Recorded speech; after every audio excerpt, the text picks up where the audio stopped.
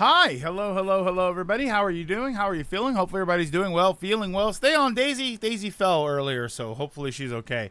But I hope everybody's doing all right. I hope you're having a good day. I hope you're having a good weekend so far. Sorry for yesterday. I had to cancel so I was kind of annoyed too because I canceled because it was supposed to be like thunder and lightning and it was supposed to be bad storms. We were getting leftover. What the hell was it? Debbie, tropical storm Debbie or whatever. So we were getting the leftovers of that, and it did rain, but it didn't do all of the thunder and lightning and stuff. So I was like, okay, I kind of canceled for nothing here. But I mean, it did rain and all, but it was fine. After the rain actually ended up ending early, so I decided to leave and go to the gym, and because I had skipped it earlier in the day, so that wasn't too bad. But sorry for canceling yesterday, even though I didn't have to cancel. It turns out, but you know what would have happened if we did. Right, if we did stream, it would have rained and it would have lightninged and the power would have went off and I would have been pissed. Okay, so Dragoon, Shadow Knight, Travion, AGM, what's going on? I hope everybody's doing okay. I hope you're having a good weekend so far. I hope you're getting a chance to play some fun games. I'm chugging along in Baldur's Gate 3. I did a bunch of stuff. I found out so there was the I'm gonna I know the game's a year long, it been out for a year, I mean, but I still, because there's so many things to do in that game, I still feel like if I say something, it's a spoiler. The old lady in the beginning that wants your help with something, and then you go meet her, and it turns out she's not who you think she is. I went to her place, and I couldn't figure out what to do sometime before, but now I went back, and I figured out what I have to do there. So I went, and now I'm kind of going through that, but I made it to the Underdark. I'm in the Underdark. I killed the thing that. So okay, I know it as a beholder, the big thing with the eye and the four sort of tentacle things. They kept calling it a spectator, which I mean technically definition wise is the same thing, right? Spectate, behold. It kind of works, but I ended up killing that thing. And then I got pissed off because there was this other thing that was down there that looked kind of like an alligator. It crawled out from the ground. Oh, it's a beholder variant. There was this thing that crawled out of the ground and attacked me, and I almost killed it. It was it had 125 health or something, or 130 health. I was wailing on it and I was gonna kill it, and then it dug in the ground and disappeared. I'm like, come on, man, that's annoying. Go back up here. Officially failed to cure an old man after accidentally saving his life. Gathered the party I'm about to do. Did you gather, Dragoon? Did you gather everybody? Or are you missing a couple of characters? Can't believe we're getting Toy Story 5. Are we getting Toy Story 5? I know that they did a bunch of that D23, a bunch of announcements and stuff. I know there's a trailer out for Skeleton Crew, and I saw a bootleg version of the new trailer for Mandalorian season 4, so I'm pretty excited for that one. I know there were some other announcements too. I saw the. I'm going to say that I saw the trailer for the new Snow White movie, and then I'm not going to say anything else. I got hit by the limp penis storm. Yeah, man, it faded out. Stone, it faded out into nothing. I was expecting something huge, and all I got was a little wet. Unbelievable.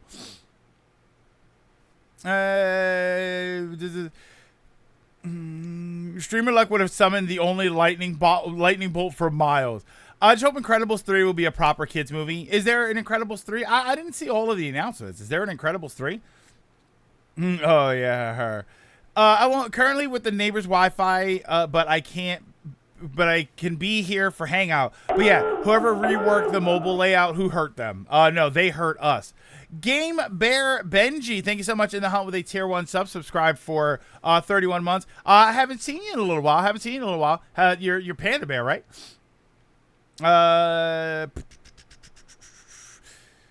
Spectator Species Beholder, weaker. I mean, it was 120 something health too. So, not only are we getting Toy Story 5, but people are upset that it ruined the end of Toy Story 4, which they all said didn't need to happen.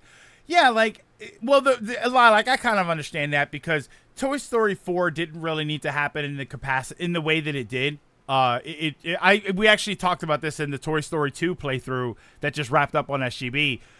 Toy Story 4 should have been a new bunch of toys. It should have been called like Toy Story the New Box, and it should have been new toys in a new situation, and you continue from there. If you wanted to do 4 the way you did, and you didn't want to leave behind the other characters, okay, it kind of sucks, but whatever. But then if you're gonna do 5, then continue. If that's gonna be the thing where they're always the characters that you follow, and then make that the thing, make that what you do. But don't keep ruining it. You don't keep crapping. Even if people don't like it, you don't keep crapping on the movie that came before it. It's annoying. If you're going to do something completely different that reworks the original thing, just do something different. Just use new toys.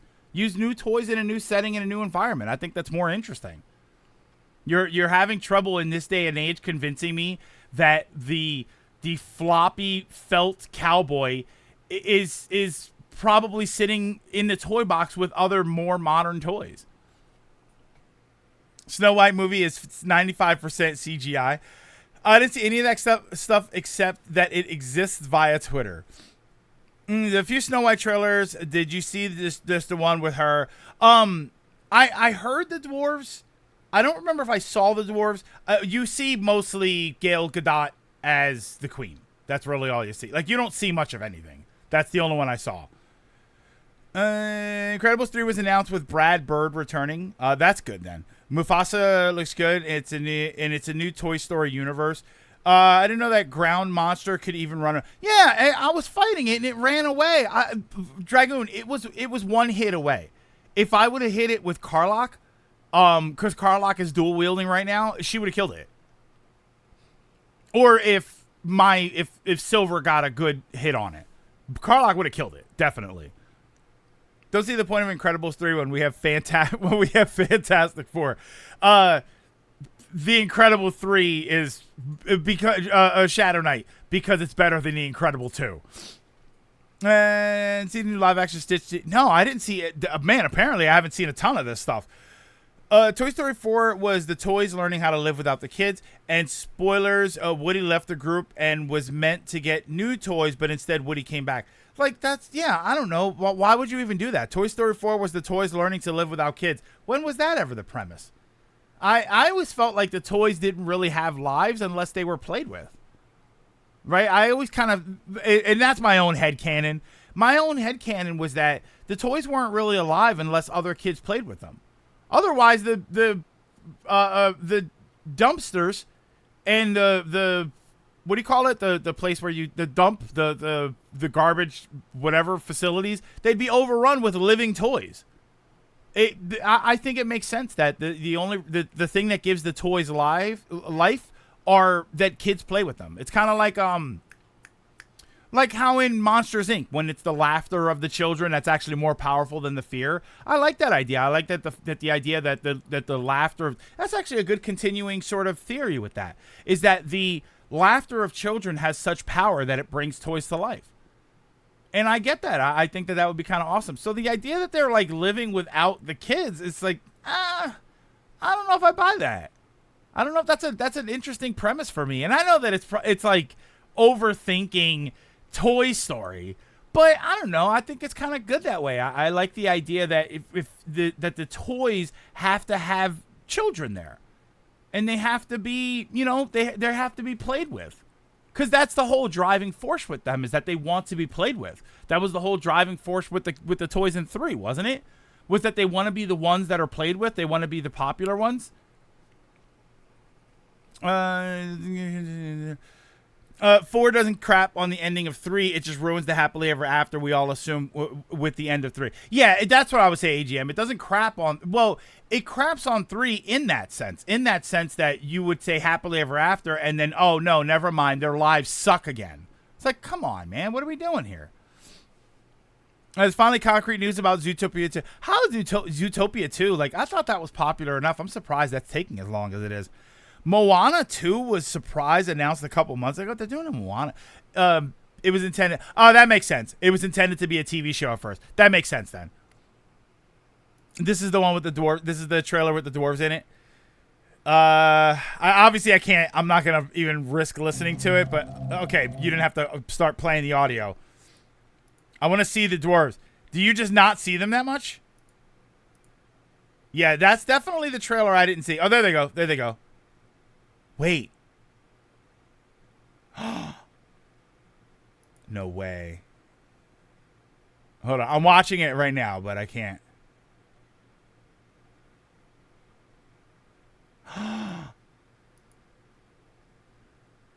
I didn't see that, Lilac. I didn't know that they did that. They changed the dwarves back to dwarves. They got pressured into doing that. That's kind of wild. Yeah, meanwhile, Bugs Life gets forgotten and gets no love. I'm going to read the other comments, but I didn't know that they were going to do that. I was unaware that was happening, that they were going to CG the dwarves. Did I know that? I didn't know that. I definitely didn't know that. That's kind of interesting. I still think that movie's going to get crapped on. I because of all the controversy and stuff, if that movie still is moving in the direction they were planning on it, I still think that movie's going to get crapped on. I don't think people are going to like that movie. Even if it's a moderately decent movie, I think that's a movie that if people get around, like when the controversy dies down, there will be people years later that say that they like that movie. But I feel like early on, people are going to say, yeah, I am not a fan of this. Hold on, we go back up. It was to do being outdated and left forever. So Bo Peep already left, and Woody and the group founder. Woody knew he was being left behind and decided to leave before that happened. Toy Story 5 is saying they have to learn to live in the iPad, iPhone era. Like, I don't know. I just feel like you didn't have to do that. I feel like because the kids, and again, this kind of goes back to 3. The kids at the center or whatever it was, the what do you call it? The daycare center. They don't have iPads and stuff, like not yet. So I felt like that would have been fine. I think that you would have been better off with a new crop of toys that were more modern, and then you were sort of learning with them and you were going through their adventure. That was the whole story. That was the whole thing about the first Toy Story even. They don't live without the kids, but rather they don't need an owner, but they would need somebody to care about them. That's the thing, is that they would usually need somebody to care about them. Go back to Toy Story 2. The Prospector, I believe, was never played with. He was bought as a collector's item. Yeah, so, I mean, even that, like, that's fascinating. I think that's You know what? You know what's wild? You know what I think is really interesting? That, I mean, Toy Story, there's so much you can do nowadays, right? There's so many things that you can do with a Toy Story story, because toys nowadays are so, they're so diverse and more complicated. You know, you can have. I said this about a new Roger Rabbit. If they did a new Roger Rabbit movie, where, because cartoons are so diverse, anime is such a big thing. You've got cartoons from different areas that look different. There's different you could do so many different things with that, and I feel like you could do so many different things with Toy Story. But we're still playing with the same toys. Who's playing with their toys from 25, 30 years ago? All right, it's easy there, but don't all come at me at once for that. Same thing can be said for The Incredibles. It took them that long to come up with the second movie, and which is wild, because the second movie story could have easily been the video game story, which was the Underminer from the end of the first movie. Like, you could have easily moved into a second movie with that as your premise. Or as the opening premise, and then you move on from there. It's the second Incredibles movie. It did the same stupid crap that I don't like movies that when they do. They completely abandoned the idea of it. They wanted to go this meta route, and instead of the superhero family having a superhero adventure, they had to have these sort of adventures in suburban America. They had to have the mom is trying to get a job, but she's being manipulated, but she's trying to make it work while not holding the family together. She's leaving that to the bumbling father, who apparently doesn't know how to be a father. Like, they did all of this nonsense, and it's like, what? Just do superhero stuff, man.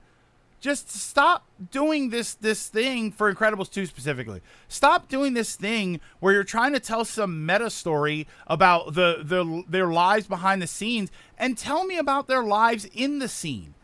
Show me a superhero movie where they fight villains and they rescue other heroes, and they discover the strength that they have, and blah blah blah. Like, you should have done all of that. You did that in the first movie, and you showed us how by the end of the movie they can work together as a family and be heroes together. So give me a movie with that. Why did you do this other meta thing? It gets on my nerves, man. Vanilla in the Hunt with a tier 1 subscribe for 41 months. Thank you so much, Vanilla. What's going on? No, we're rambling about Disney stuff. You know how it goes. We go pick up. We did get the miniseries Zootopia to fill the gap, which I never watched. More like just Woody's life sucked because he was being left behind. All right, well, throw him in a wood chipper. Woody wood chipper. Meanwhile, A Bug's Life gets forgotten and no love. How does A Bug's Life, like... I mean, it was a kind of middling movie. I liked it. I thought it was funny, but I don't know. Maybe A Bug's Life was... you know what I wonder, Shadow Knight? I wonder if Bug's Life just didn't have its own identity. It was just Toy Story with bugs. It didn't feel like something unique to itself. It just felt like Toy Story, but we did bugs this time. Probably saw like 2 months ago after you told how pointless it was. I was like, okay, maybe, but the story is still logically following the life of toys in a new house. But it should have been new toys. The story is the 7 dwarves, not the 7 4-foot tall people. Well, it wasn't even that, AGM. I don't even think they were short in the original. Speaking of the Snow White movie, the original dwarves, I don't think they were even short.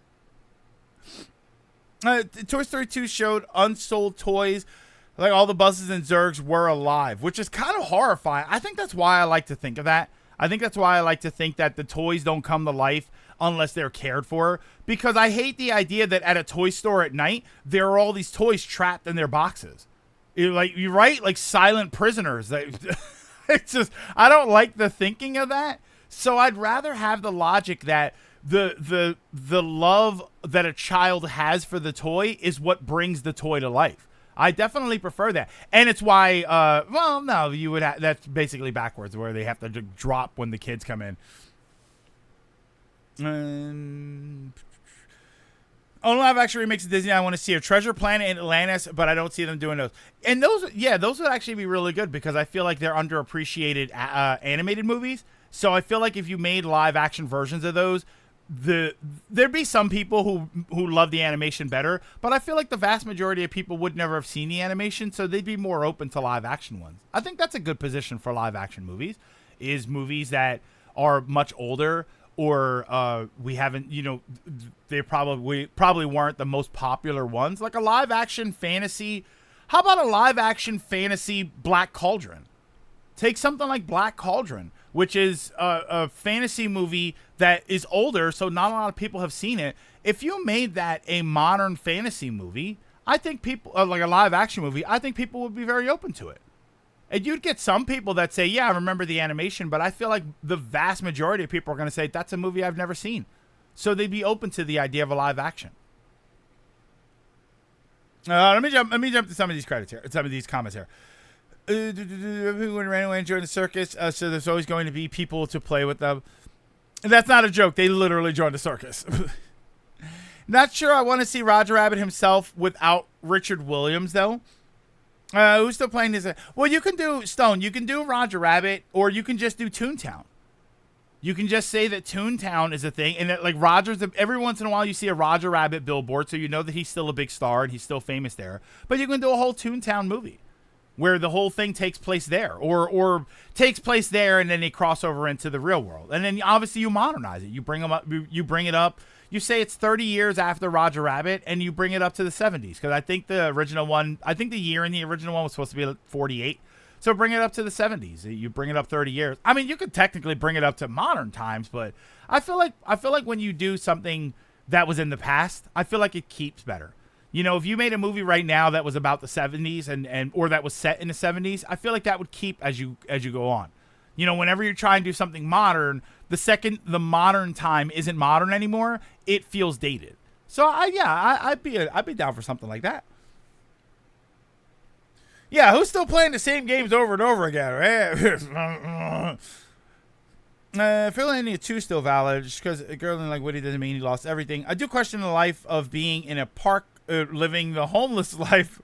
It's better than everyone pitched it to me. If anything, my real problem with 4 is how they turned Buzz into a social, inept person. Which, I mean, they kind of hinted at before, because he was the one that didn't transition into a toy as quickly as everybody else did. Well, as far as we know. But that already happened. Like, he did that by the second movie. He was comfortable with the fact that he was a toy.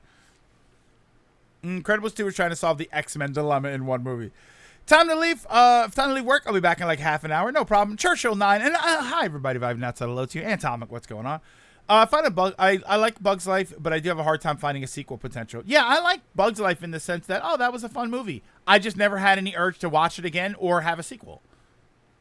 I think a reboot could be better.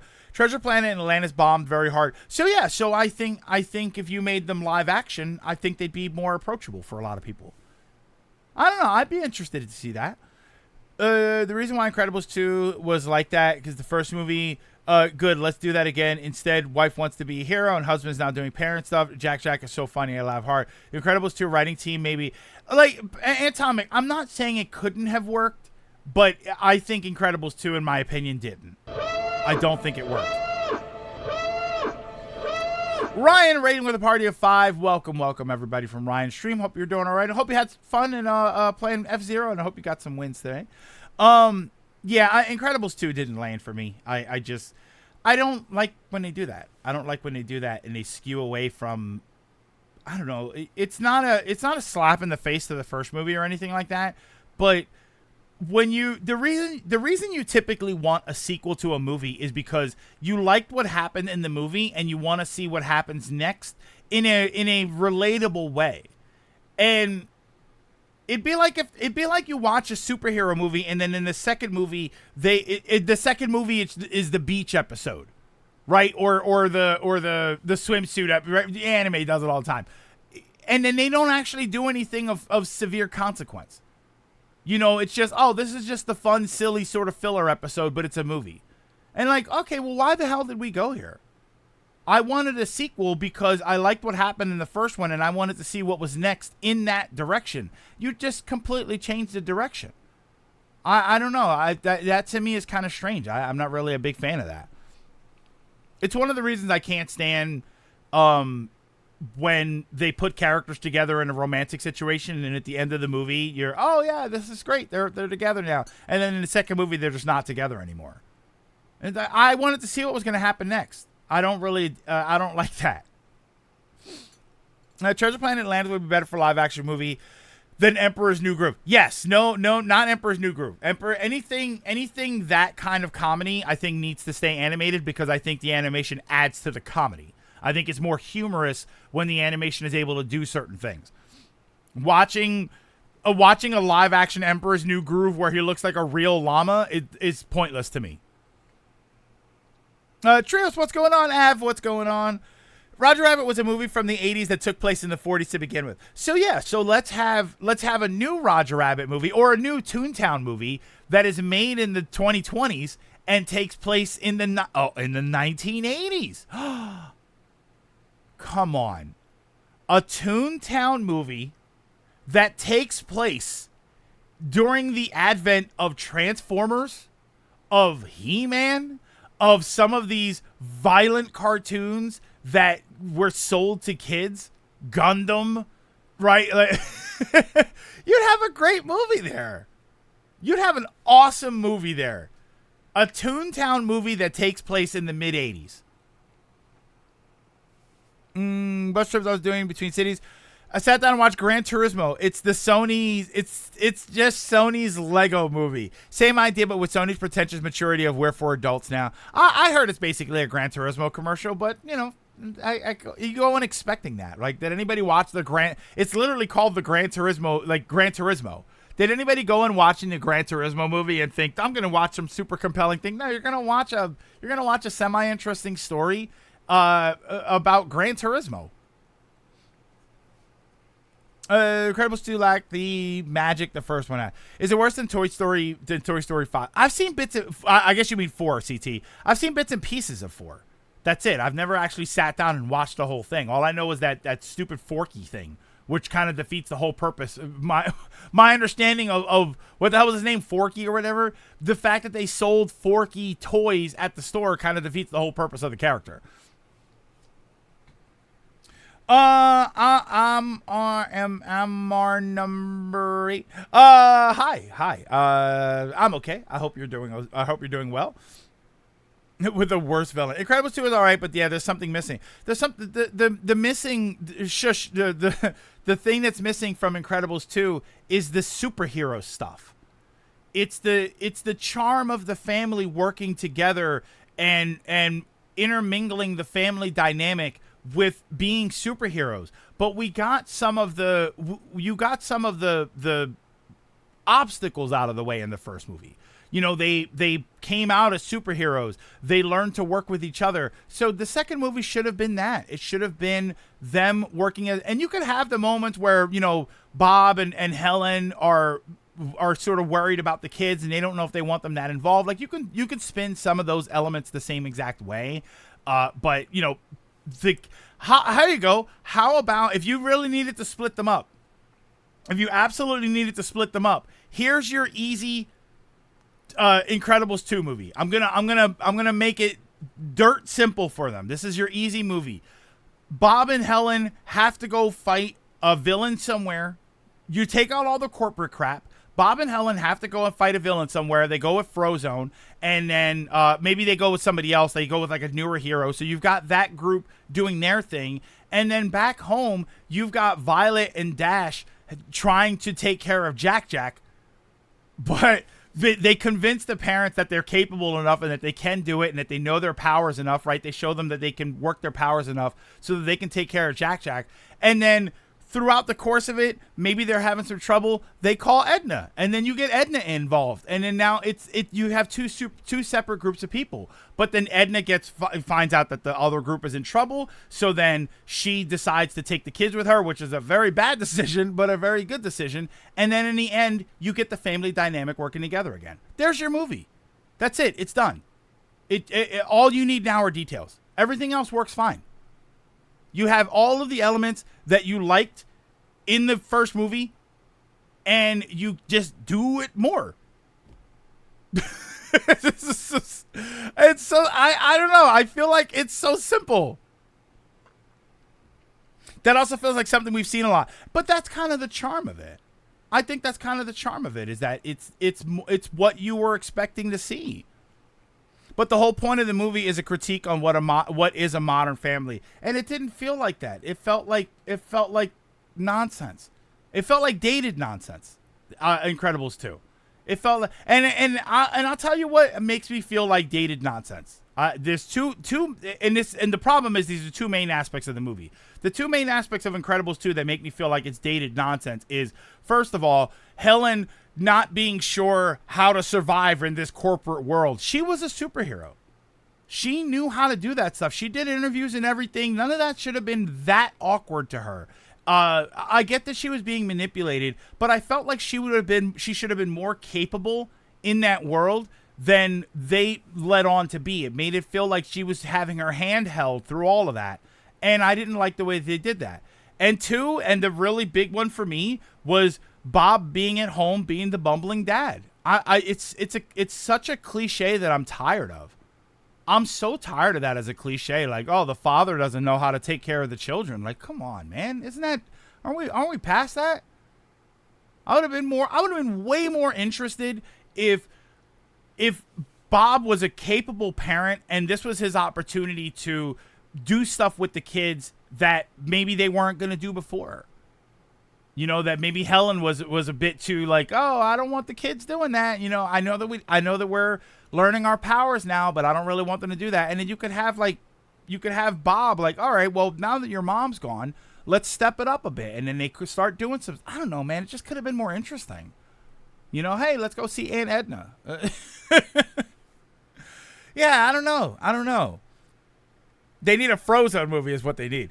Chippendale's modern Roger Rabbit. Yeah, when I first saw the Chippendale movie, that was what I thought, was that this could be a modern Roger Rabbit. This can be a compilation of modern cartoons living in the world. This could be something like that. And it's kind of a bummer because I think that movie sort of fizzled out. I don't think anybody was really into that movie. That wasn't a bad movie. The Chippendale movie, I don't think it was that bad. I wasn't a big fan of what they did with Peter Pan. I wasn't a big fan of that.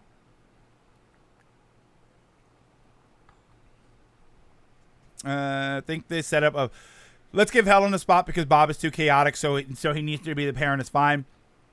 But it felt like repeating the story of one when the point at the end was being all together. Yeah, I think that would have been more interesting. I don't know if I'd be saying this. Incredibles 2 was the last time a lot of the old Pixar guys had been there since Toy Story. A couple of them were told they couldn't stand having Disney look over their shoulder anymore. That's probably Disney's influence that happened. Dash might have had the best scene in both movies. It made superheroes legal But it made superheroes legal though in the movie in Incredibles 2. No, but number. I don't know if you're talking about my Helen comment, but remember before superheroes were illegal, they were legal. You know, the first movie opens up with them doing interviews. They're doing television interviews, and then Bob screws it all up and stuff. But she's, you know, that's when they're talking to Helen, and she's like, I don't know, sometimes I think about settling down, and they were legal before. So the idea of being in the public eye shouldn't actually be new for Helen. So again, she might be caught off guard by some things, but I don't know, it felt like they were doing the generic, she has no idea how to be famous. And like, no, but she was. She was a very famous superhero in her own right. So she would have been more capable. Again, not 100% capable where she's stepping through everything on her own, but she should have been more capable than I felt like she was implied to be in the second movie.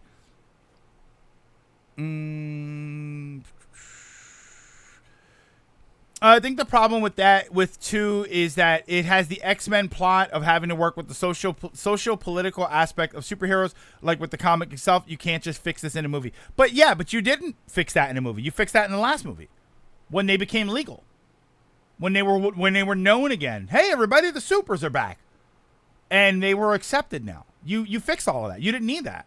You don't need this idea of we need to make superheroes acceptable for people. They were accepted. They saved the day.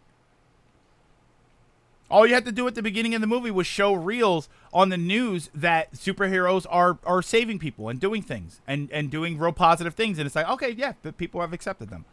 And then if you want to do the cliche, you know, there's a some guy out there who can't stand them, right? Syndrome, not Syndrome specifically, but some guy out there who turns out to be he wanted to help people, but now the superheroes are doing it. So even though he's helping people, it's I wouldn't make him a cop or something, but even though he's helping people, he doesn't get the recognition that he feels he deserves. There's a stupid way to do it, but I don't know. I think it would have been better than that. I think it would have been better what 2 was. And again, I don't think 2 was the worst movie ever. I just think that just not really what I was looking for out of a second Incredibles movie. All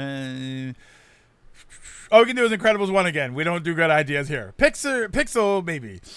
I think the reason we don't see new Roger Rabbit is less IP. Well, OG movie was such a collaboration between Disney and Warner Brothers. I'm not sure the company wants to share like that. Yeah, I don't think we'll ever get another one. Roger Rabbit was based and greatly changed on a book about comic book cartoons. I'm more caught on that since that makes me wonder why he's incompetent if he's present during their whole lives. The first one was that he couldn't be a hero. He couldn't be a hero since they were born. Yeah, I don't know, man. I don't know. Chip and Dale movie was generally well received, but ended up being too expressive in the long. Too expensive. Violet and Dash would be better for a fish out of water story like that. Yeah. Oh, yeah. So 100%. If you want to do that fish out of water thing where they're not used to the fame and popularity and stuff, yeah. Oh my God, Violet and Dash. That's a much better way to do that. That would have been way more interesting. The public accepted them, but not the government. To an extent, yeah, because he says at the end, we'll let the politicians sort that out. I don't know. I think that public perception is important, though. I think that even if the government is against something, if the public en masse decides that they like something, I think that that's just the way it is. Even if the government doesn't like something, if the public decides they want to do it, they're going to do it, right? We have these marijuana laws, right? You have these varying legalizations throughout the states. But if the entire country just decided, you know what, we're just not going to care. They're not going to arrest 350 million people in the country. So it'd be all right. So if the superheroes become a thing in those movies where everybody accepts them, the government can sit there and say, well, we think they're illegal. And you know what's going to happen? The people are going to say, yeah, well, we're going to fight you every step of the way. At least that's what the people should do when they disagree with the government. But yeah, look at how the alcohol ban worked out. Yeah, he did that for long enough, and that's the way it works. I would say the problem in that movie, she was off by being seen as this hero among heroes. That girl who talked with her, like, I can finally be myself, was the only time Helen felt off guard to me. Yeah, I don't know. I maybe I need to watch it again, AGM, but when I watched it, I just thought it felt like they were trying to do this sort of generic thing. Syndrome was back in multiple pieces. Kind of why I like Age of Ultron so much. It's really the only movie where the Avengers are actually a full team the whole time. And even in that movie, they're kind of fighting against each other. Like, they disagree with each other, but yeah, they're a superhero team. It's the way it should be. I never understand that. I never understand the idea of putting teams together in movies and then never having them together all the time. If you put a superhero team together in a movie, if you put a group of people together for a purpose, I don't understand the idea of they always split up and you rarely ever see them all on the screen at once. It doesn't, I don't know, that doesn't feel natural to me. Like, I feel like the idea of putting a team together, like, naturally there would be moments where they separate and they go in complete different objectives. But I feel like every time there's a movie like that, that's the point, is to separate them. And I guess from a movie making standpoint, I understand why, because you want to have these different threads going on at different times. But I don't know. I'd rather you do something else. Yeah, actor schedules, like, yeah, I feel like a lot of that has something to do with it. But yeah, I would like for the D&D movie. Let me ask you this, without any spoilers, because I haven't watched this movie yet, because I don't even know how I'm supposed to watch this movie. The Dungeons and Dragons movie that came out, that is a very party-based experience. Dungeons and Dragons is a very party-based experience. At least when I'm playing Baldur's Gate 3. In that movie, do they basically stay together the entire time? Or is that hey, this is our group. I'll see half of you in the last third of the movie. Or is it they're pretty much together the entire time? Like, that seems like the kind of movie where they should probably be together most of the time. Do I hear social commentary? In fact, when fighting the underground, they screwed up a lot, which granted is still writing. But they made a step back in the public eye after Syndrome. Putting teams together only to break them up in the next movie, sometimes in the same movie. Actors schedules. Why didn't Batman ask Justice League to help him with Arkham? Is he stupid? I mean, that's always an issue that I have with that kind of stuff. I mean, to be honest, Stone, in those situations, I think that, all right, well, the world's not in danger. I have a problem, like in Thor, in Thor 2, I have a problem where Thor 2, the alien invasion in London, and then like, well, okay, nobody came to help. Nobody. Wasn't Spider-Man in London at some point? Because you have to pay for that screen time, and the actors get more popular. Can't afford to have them all on the screen together. It sounds like a joke. No, and Dragon, and I know that that's actually an issue, but it sucks. It gets in the way of what feels like natural storytelling, and it gets in the way of what should be cool moments. You know, I don't think anybody can deny that that end game when everybody was there was awesome. So it gets in the way of that stuff, and I don't like when that happens. Finally, a full crew. Let's split up, gang. They were always together in Scooby-Doo. I think they would split up eventually, right? Fred would. Oh, so Shaggy, you go with Scoob, which is the worst idea ever. Why do they always put Shaggy and Scooby together? They're terrible together. But yeah, but they, for the most part, they work together. I mean, it's also a 20-minute show. The only time I think it works is Justice League animated films because they work multiple conflicts. And that's what they always try and do. They work multiple conflicts. Currently at work, but hope you all have a good community day. Flip, I saw your post. I replied to you. I hope you're doing all right. And I hope the search goes well. They spend most of it together, but they do separate sometimes. So that's fine if you separate once in a while. But yeah, I can't stand that. You spend the whole movie apart. And yeah, it's going to be the schedules. It's going to be the scheduling. Fun fact: in the OG Rabbit book, Roger did kill the guy. The RK Maroon, is that what his name was? And Roger, who helps the detective through the cop, is a copy, an ability comic characters can do in the book, made by the OG Roger as an alibi. But since the OG Roger dies, he also dies in the end. Interesting. That's a little grim, but I guess that's usual for Disney. Or that new Power Rangers movie, literally only a team for 3 minutes. Yeah, remember that? I saw that movie one time and I thought the same thing. Like, why aren't they the Power Rangers together? They should all be together. Scooby-Doo was paid with pocket change. Well, they paid him with Scooby snacks, right? Is there a single episode of Scooby-Doo where they don't split up? I don't think so. No, I'm pretty sure they always split up. They always split up and look for clues. They were split up. There's a executor. That's exactly what I was gonna bring up. The joke where it's a meme where it's Fred and he says, "Hey gang, let's split up. Daphne and I will search the bedroom," and he's got this face on. That's so good. It's such a horrible joke. To event context, Arkham.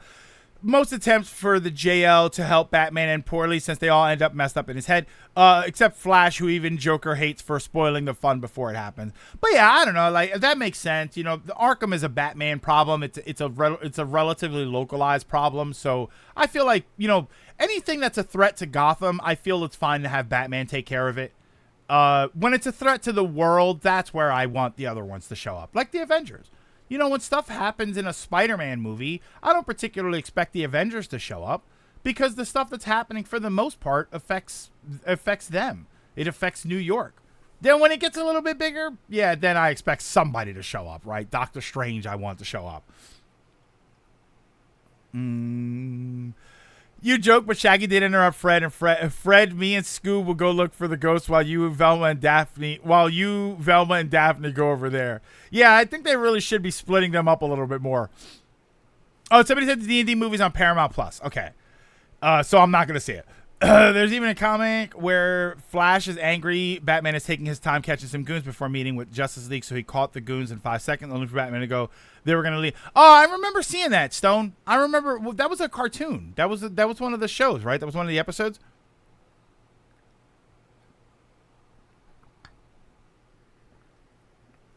Yeah, I know that picture.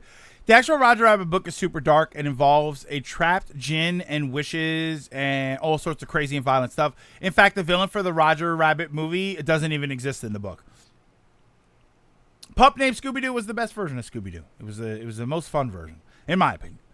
My problem with Marvel is like everyone is in New York. There should be no crime left to solve with so many heroes around. Yeah, New York has always sort of had that problem. I think some of those bigger cities did, but I get it. I get that New York's a big city with a lot of people, so you're going to have a lot more heroes. Like the hero per citizen capita, right? Or whatever the hell you would call that, the ratio. I feel like that's going to be different.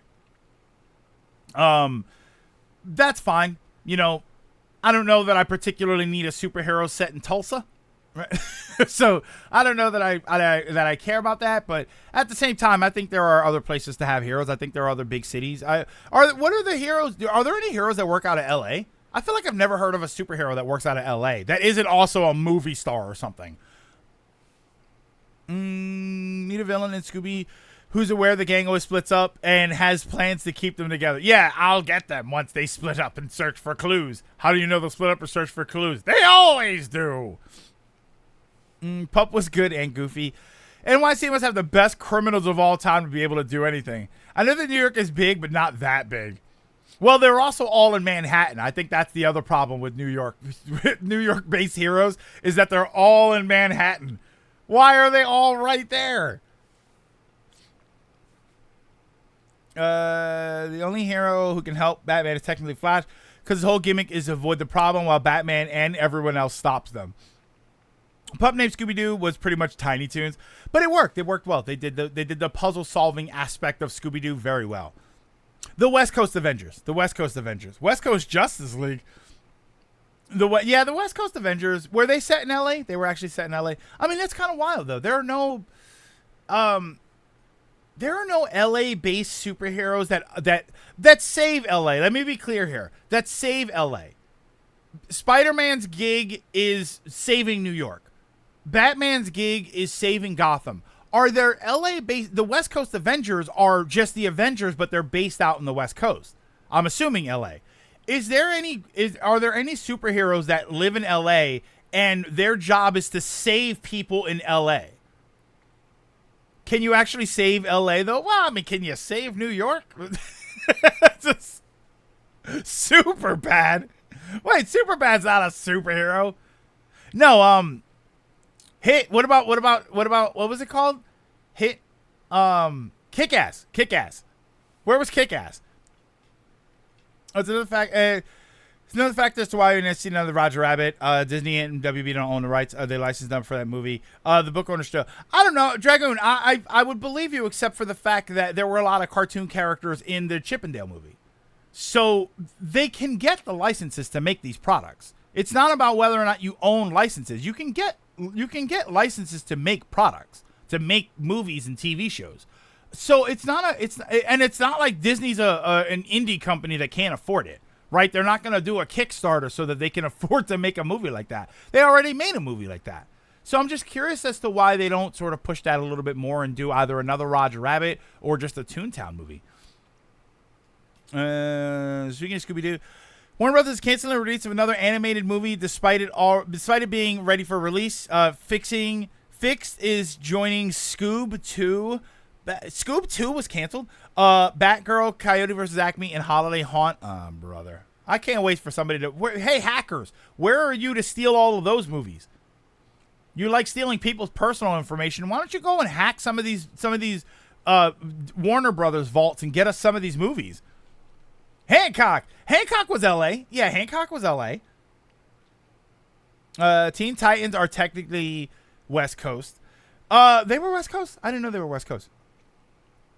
Isn't Metropolis supposed to be? No, I thought Metropolis was supposed to be on the other side of the river. in Jersey, or right? Wasn't or on the side of the river near, not far from Gotham, right?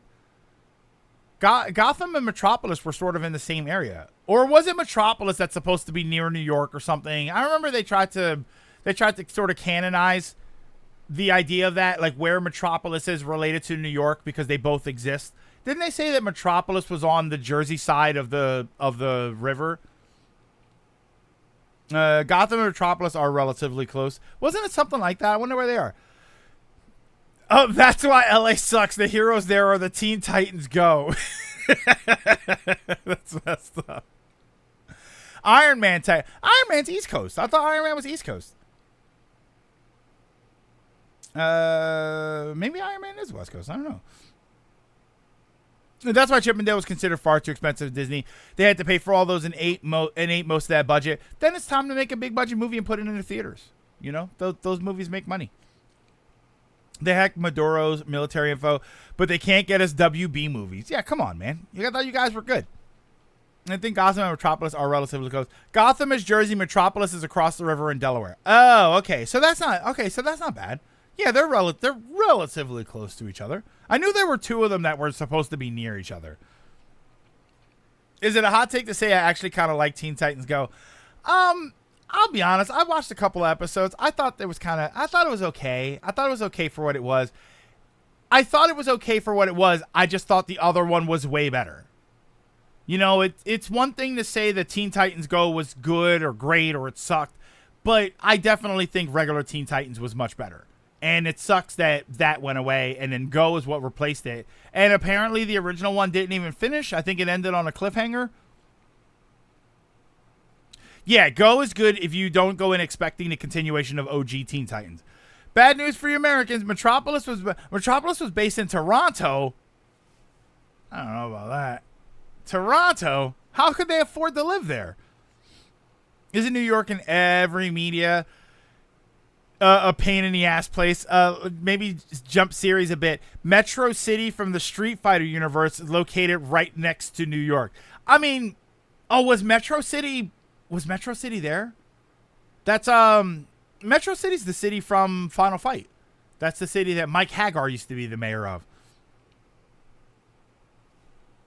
Yeah, it's definitely not the OG cartoon. Doesn't hold a candle to it. After the movie, the show got really good, but the third or fourth years were not good.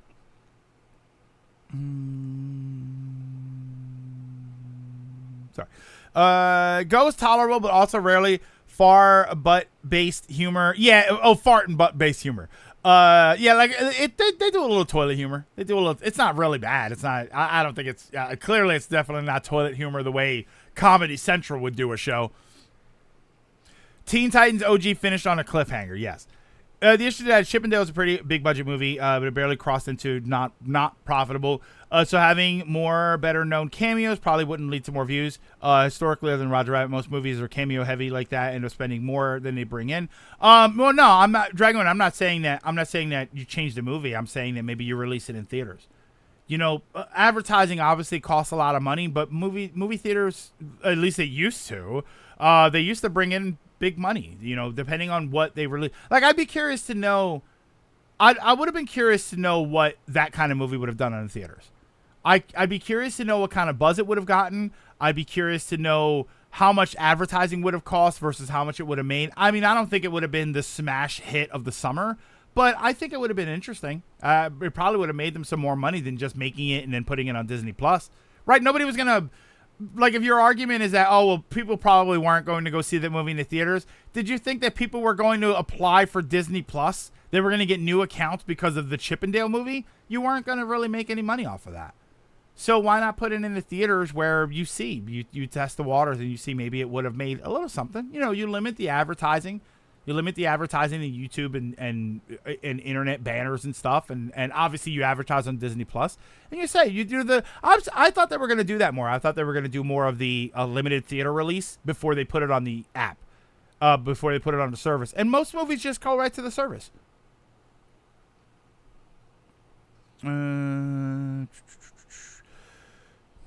The Robin and OG Teen Titans was overpowered. I don't remember Thundercats Go made fun of and mocked Thundercats fans, and they were like, why did we get canceled? No, Dragoon, that would have required me to watch Thundercats Go, and that did not happen. If anything about the cliffhanger, depending on who you ask, the rumor is that the cliffhanger was never supposed to air. It was meant to open next season rather than hype it. Isn't that similar to the Dinosaurs problem? The sad, depressing cliffhanger ending of the Dinosaurs TV show. There were supposed to be more episodes where they fixed the problem, but they never aired them. So the last thing we got were the dinosaurs freezing to death. Wasn't there a second group of heroes in Teen Titans called the Titans East? Were there?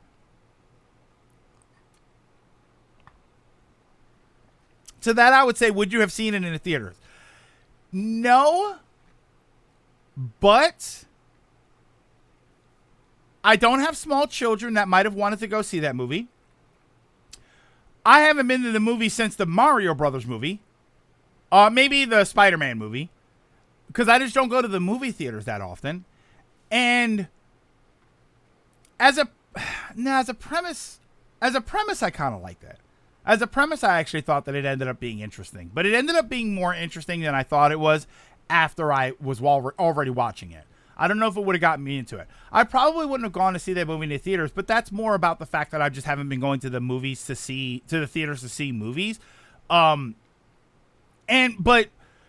But there are tons of movies that come out that I have no interest in going to see, and they still release them.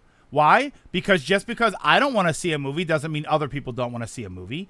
And some movies are meant to draw in different crowds.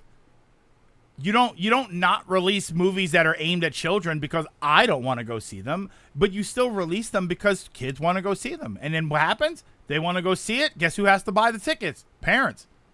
And the parents don't buy 3 kids tickets. They buy 3 kids tickets and 2 adults.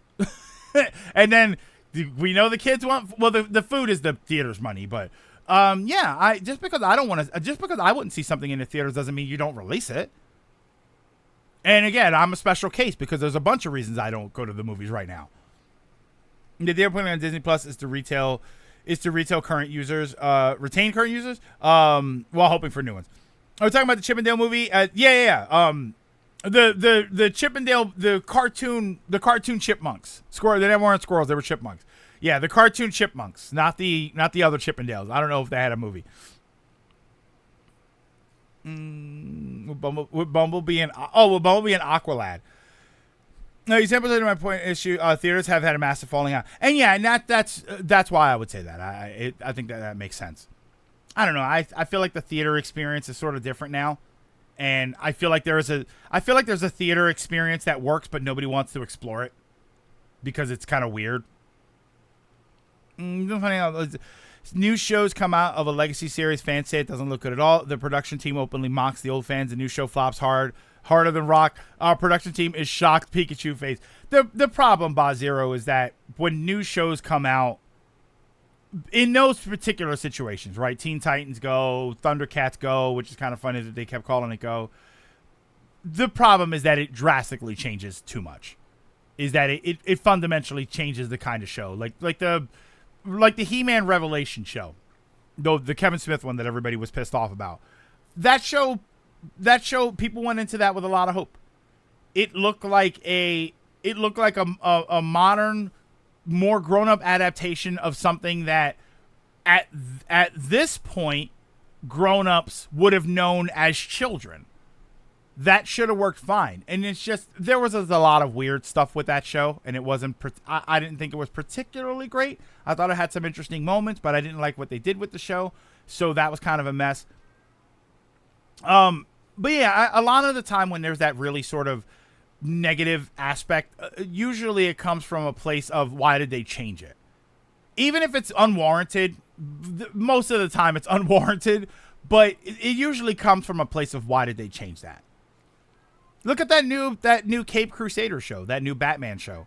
That's supposed to be like the Batman animated series. People are loving that. I don't remember there being some sort of uproar about it existing. I don't remember there being some internet petitions to cancel the show, or people were attacking the creators. Why? Because from the get-go, it looked like it was going to be a faithful adaptation of the original. And that's fine. That's what everybody wants. Everybody wants something that feels faithful to the original while also being new. Young Justice keeps ending on cliffhangers despite everyone telling Wiseman to stop doing that. Because one of these times it's not going to work. Also, have Comcast stop having internet outages every day for no reason. Make sure it's not your modem. I think we talked about that before. There was a phase where I was having a bunch of problems and I kept having it drop out and stuff, and I had to go change my modem, and it works, but it kept dropping out, and then I changed it and it was immediately fixed. Theaters have become, it's a rare treat, not a I have some time and like this movie. Young Justice is amazing too. Why do they keep doing that? People don't have a problem with new shows. The problem is when new shows actively spitting on the old show like Teen Titans Go did. I was wondering why my Comcast internet, unless Comcast is just straight up having a problem. Not playing. Yeah, we're going to get started in a second here. Teen Titans Go argue it was chicken and egg issue. The hatred towards the show came first. But AGM, but justifiably though, right? I would say justifiably so, because people didn't like Teen Titans Go from the time that it was announced, but it was because it was announced after Teen Titans ended, and it ended on a cliffhanger, right? Was that the order of progression? Teen Titans ends on a cliffhanger. There's nothing, and then all of a sudden they say, "Hey, we're gonna bring out this new show called Teen Titans Go," and then it's this silly sort of kidified, everybody's chibi character versions, and then that's where everybody said, "Well, wait, what happened to the other show? We're not even going to get a movie?" Kind of dropped Young Justice a bit after the show came back. It was all right, but wasn't grabbing me like it did before. You only take the faithful part out is abuse. You get Pokemon BDS feed. Yeah, Teen Titans Go actively made jokes at the original's expense, as well as Young Justice, to the point where it really pissed people off. People can dislike whatever you want. What I mean is that the critics came first and loud, and the show mocked them, and then then the show mocked itself. But that's the critic's job, though, isn't it? Isn't that the critic's job? Obviously not to be overly toxic and threatening in any way whatsoever, but isn't it the critic's job to say, what the hell was this show that I had to watch? Right? If I went to a restaurant as a food critic and the food was the worst food I've ever had and I couldn't distinguish it from eating dog food, why would somebody tell me, well, try to be nice about what you say? No, I'm going to say I couldn't distinguish it from dog food. So if Teen Titans Go was hot garbage, especially coming off of the regular missing Teen Titans, don't they have a right to say that? Don't they have a right to make a review and say that was awful? What the hell was that? And then if the logic is, well, it was something different. All right, well then isn't every follow-up awful? Because every follow-up is different. Some people are going to like it, some people aren't. Are you just not supposed to say anything? Like you're a critic. You're supposed to say something. And if you watch something and you think it's awful, you're supposed to say it's awful. You're not supposed because now the animators got pissed at the critics. They didn't get pissed at fans. They got pissed at critics. And so then the fans don't deserve that.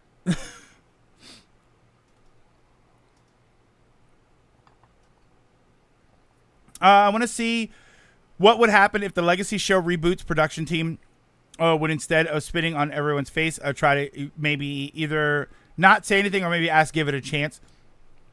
Like not actively be hostile before the thing. And I think that there's an important distinction there. We're going to get going in a second here. I think there's an important distinction there to not be hostile. Yes. Don't be hostile. Don't attack them. Don't insult them. Don't come after them. Don't threaten them. Don't threaten fans that might like it.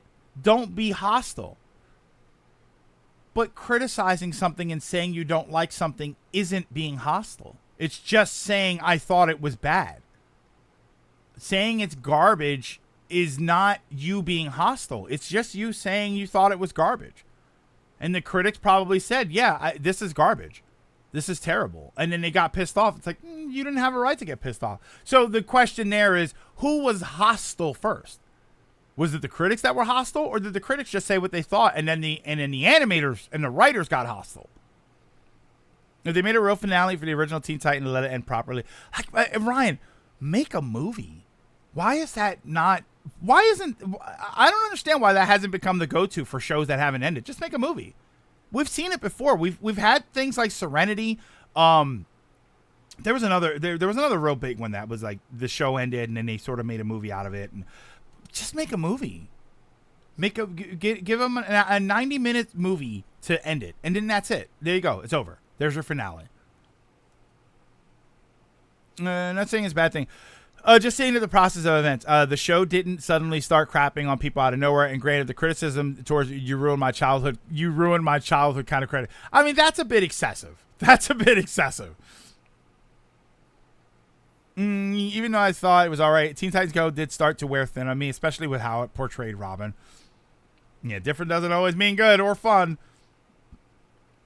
Keep in mind, it's maybe someone's favorite. Yeah, it's kind of like that. Farscape did that. Farscape was the one that did that. Serenity is available on HBO, but not Firefly. Yeah, there's shows that have done that before, and I like when they do that. I like when they sort of wrap it up and they give them some sort of big dramatic send off. I think that's a good way to do it. They did make a TV movie, but it has nothing to do with the ending. It just shipped Starfire and Robin confirmed, which was nice, but it didn't resolve the cliffhanger. Well, Ryan, the problem with that is twofold, because the first thing it did was it didn't end the series, and the second thing was it put Starfire and Robin together, which I think canonizes the possibility of the I Am Not Starfire book, which I didn't read, but I read a synopsis for, and yikes, that's not a good book. That's doesn't feel like a good book to me. Critics' job are to empower our opinions on a thing. Otherwise, they are wrong and out of touch. I mean, yeah, right. The best thing they've seen so nice. Dick Grayson's harem of redheads keeps growing. Yeah, criticism is fine. Open to discussion. Mercy Kitty, thank you so much for the follow. Your ideas are intriguing to me, and I wish to criticism is fine. Open to discussion is important. Just more not label the older fans as crying man babies. You'd be surprised how many fans would be willing to play ball if you don't actively be hostile against them. Yeah, and there are those people. The man babies, the ones that are, you ruined my childhood. No, I didn't. Just go enjoy your childhood. You're fine. But the problem is when people don't want to accept that. When people say that, if somebody says, oh, I didn't think that this book was good. I didn't think that this movie or this TV show was good. Oh, well, you're a crying man baby. No, I'm not. I'm not being hostile towards it. I'm not saying that it ruined my childhood, and I'm not asking for the heads of the writers or anything. I just didn't like it. You must be this or that. Right? You must be, I'm not even going to get into what people are accused of being when they don't like a project, but you get all of that stuff, and it does start to become, all right, I'm just not going to talk about this. That's why there are some things where I say, I didn't like it. It wasn't for me. I'm going to move on. I'm going to probably Teen Titans Go. I mean, that was the other Teen Titans Go problem, is that there was that era with Cartoon Network when Teen Titans was like 20 hours of the programming for the day. Remember, it's just nonstop. There was that 1 in 100 who is the easy straw. Yeah, and there always is. The biggest issue nowadays is that one out of the 100, not only does he have the same platform as everybody else does, but people want to flock to that one, either because they want to agree with him or disagree with him. If they want to yell, this is why clickbait is so popular. This movie's ridiculous. They know that they're going to get a bunch of attention. Yeah, that one is on Twitter, and the other 99, they're going to click on the one's post because they either want to agree with him or they want to tell him how much of an idiot he is. But guess what? That means 100 people clicked on that post. All right, but we're gonna keep going. But let's get into Mario Party. Hopefully, we can still squeeze 2 games out of this. I've rambled for too long. Okay, give me a second here. Ooh, let me change this over. No, right. I always click raid instead. Edit stream info. Mario Party. Mario Party Superstars. What is on that shirt?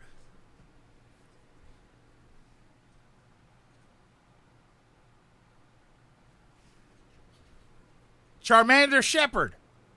That's Charmander Shepherd.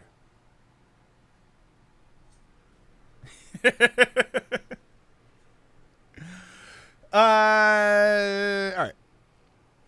Charmander packing heat. All right. Charmander, use flamethrower. Use what the hell would they call it? It was like stag shotgun or something. Bloop. Oh, I hit B by mistake. Thundercats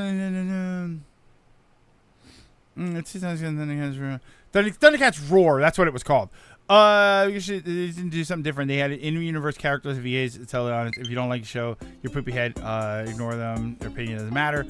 It was the finale of Thundercats Roar, so OG fans were not pleased. It did something different though. They didn't just do something different. They had in-universe characters, but it was something different. Fundamentally, it was something different. It looked different. It felt different. The vibe was different. It was in no way a serious show. It was indistinguishable from the original Thundercats show. Other than the fact that they were cats. That show was completely different. Teen Titans Go was a fundamentally different show in every possible way it could have been. It was a much more, I think Teen Titans Go was probably more recognizable to Teen Titans than Thundercats Roar was to Thundercats.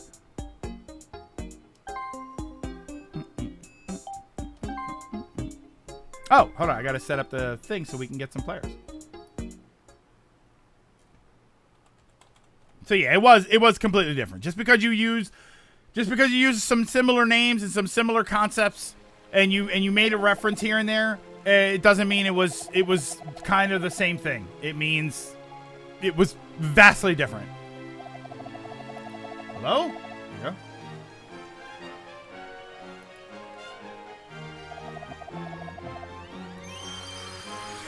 Even the Patrick Star Show managed to somehow live on its own. Now, it's funny in Pokemon Stadium, Charizard doesn't have flamethrower. You mean Charizard? You mean the dragon, right? Oh no.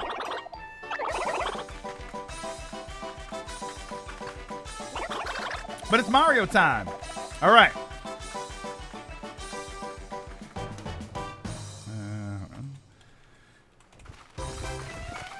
All right. We're gonna play some Mario Party. Mario Party Superstars. So, I got that joke. We're gonna play some Mario Party. So the way this works, anybody who wants to play, if this is Mario Party Superstars on the Nintendo Switch. Here, let me turn this down a little bit. This is Mario Party Superstars on the Nintendo Switch. So if you have Superstars and you want to hop in, you're more than welcome to. So what we're gonna do is I will give you a code word. Hopefully we got some people that want to play today. I will give you a code word, and then you will type the code word into the chat. And whoever types into the chat will be eligible. I will do a giveaway, quote unquote giveaway. I'll pick 3 people, and then I will message you the code to get into the room.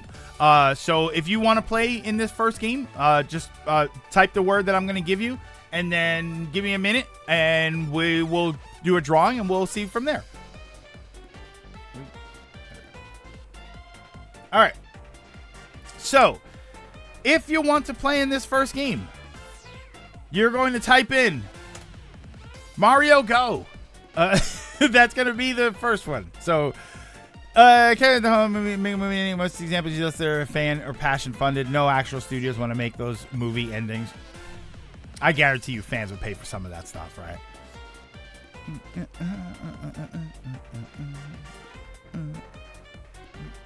And if we don't have it, well, it looks like we at least have 3. So if we don't have too many more, we'll do the drawing again later, and we'll see who else wants to pop in. And then if not, we'll either play another game after that, or we'll do something else, or we'll just wrap it up early. No, we won't wrap it up early. Mario Party Hootenanny or whatever, the one called Jamboree. Mario Party Hootenanny. I hope that's the one after. Completing new games. I think it's a brand new game. I think it's completely new. I imagine there'll be some returning stuff. Powerpuff Girls Thundercats shows Crash and Burn, which is, it's kind of funny that you have to do that with Powerpuff Girls. Yeah.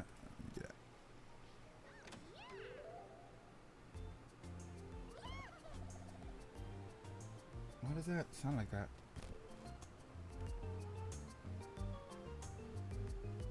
Huh?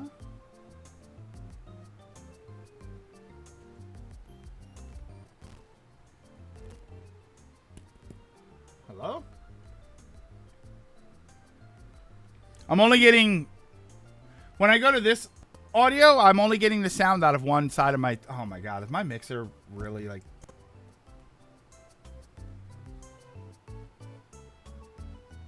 Huh. I really gotta do something about this mixer. Yeah.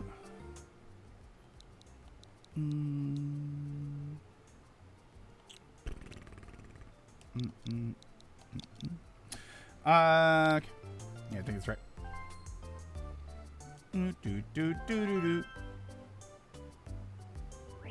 Right, okay. January, most of the new stages with a few returning boards. Yeah, I kind of figured that's what they would do. All right. So, what do we got? Oh, so there's only 3. So, Av, Nobody, and Game Bear. Yeah, so you're going to be in. So give me a second. Let me message you the code. Let me put this back on here. So the room party, the room ID is up there. Okay. So the room ID is up there, and then I'm gonna private message you the code here. Or whisper you. Whisper. This is the code. Okay.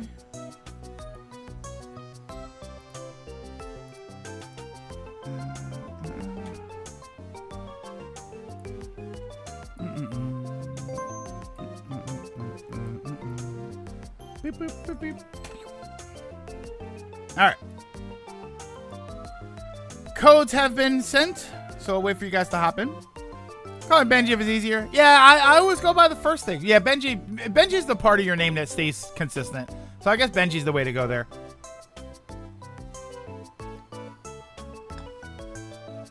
I'm never really sure, Game Bear, Benji, because as an old man, I know Benji as a dog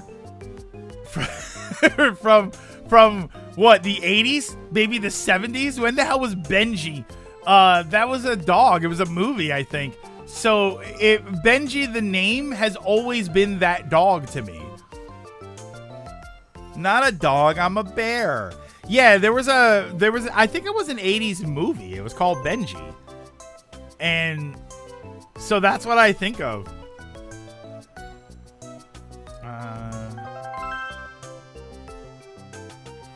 You know what's strange? I never put it together that is just a nickname for Benjamin. Benjamin as a nickname was always Ben. So it never occurred to me that Benji is probably Benjamin as a full name.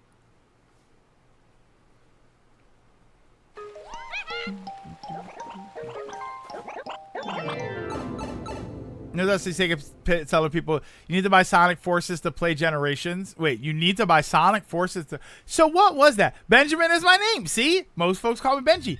Any Benjamin I've ever met has gone by Ben.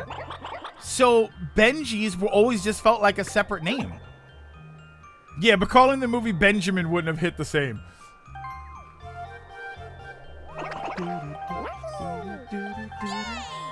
Yay! That's you! Here we go. Yeah, Benji's cool. I have no problem with that. It's just when I say that name, I think of that dog. All right. die? What are we thinking? Do we know? Do we think we want to play somewhere specific, or should I roll the die?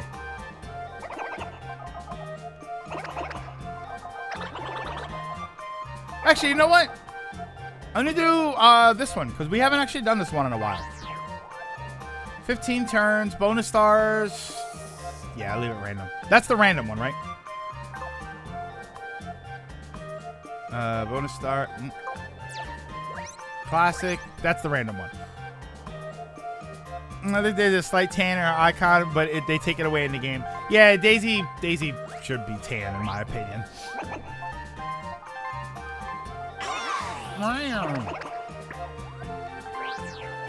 Home field advantage.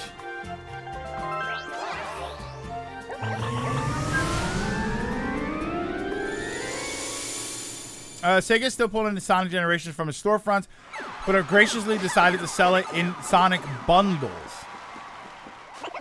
So next month, Sega will delist Generations, but you can buy it through bundles. They're basically forcing you to buy all of them to get one game. See, I saw you saying that that's not an L, and I think that kind of sucks. Depending on how much the bundles are, I don't know. I think it kind of sucks.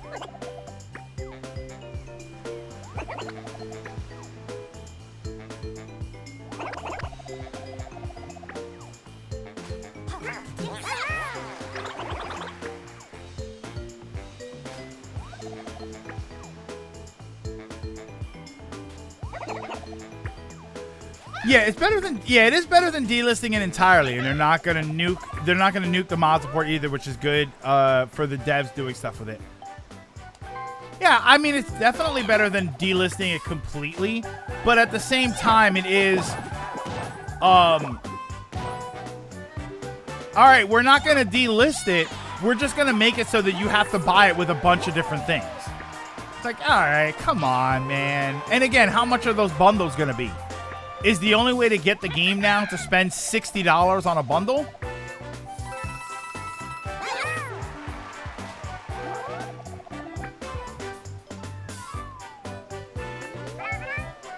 And when they say bundle, they say Sonic bundle? Like it's going to be a bunch of Sonic games? Or is it like a Sega bundle where you get a bunch of different Sega games? People are praising it because at least they didn't delist it. And I'm like, oh, look, the Sonic the standard, the bare minimum is praiseworthy. Yeah, do you really? It's gonna be a Sonic. All right, so then here's my biggest problem with that. Any Sonic fan that gives a damn already has those games. That's gonna be my biggest gripe.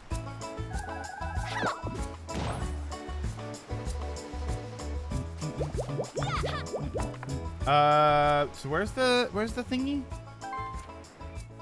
It's over there. Oh, I'm gonna choose a little chaos here. Give the swamp coin so you can pass. Yes. Ah. Yeah, I wanna do that. Okay.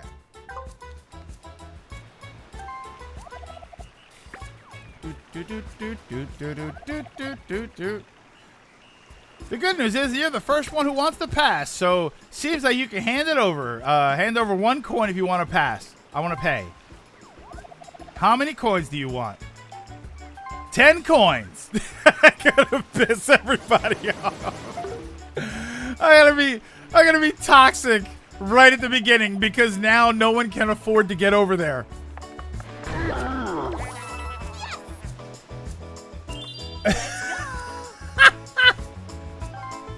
Now, because it's always more, right? It's always one higher. No, it's got the coins to make it over. Oh, that's the most toxic thing I think I've ever done in this game.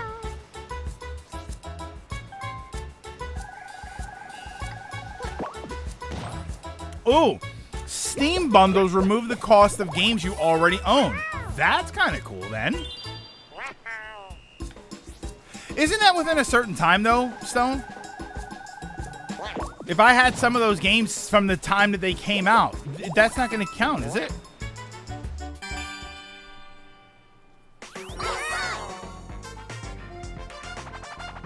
Rosalina has a Terminator eye hidden behind her hair. I do kind of like that. Oh, it's permanent. Okay. Whoa.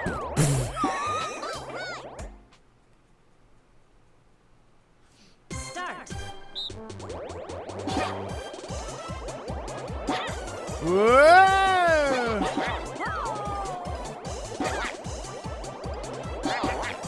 What? Oh no! Oh, stop it! I'm trying to do stuff. Oh no!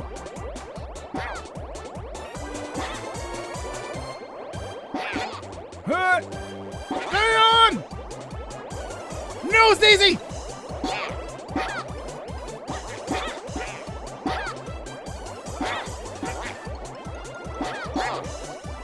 Get him! Oh my God! This is. Whoa, Daisy! No! Right there. Oh no! Stay on to it! Oh no! I think I needed to actually win that. I feel like if nobody does anything, everybody wins, right?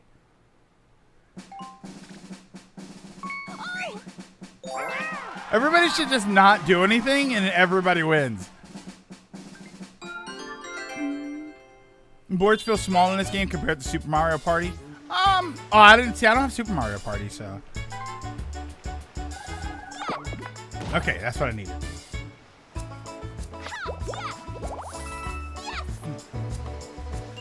Let's go.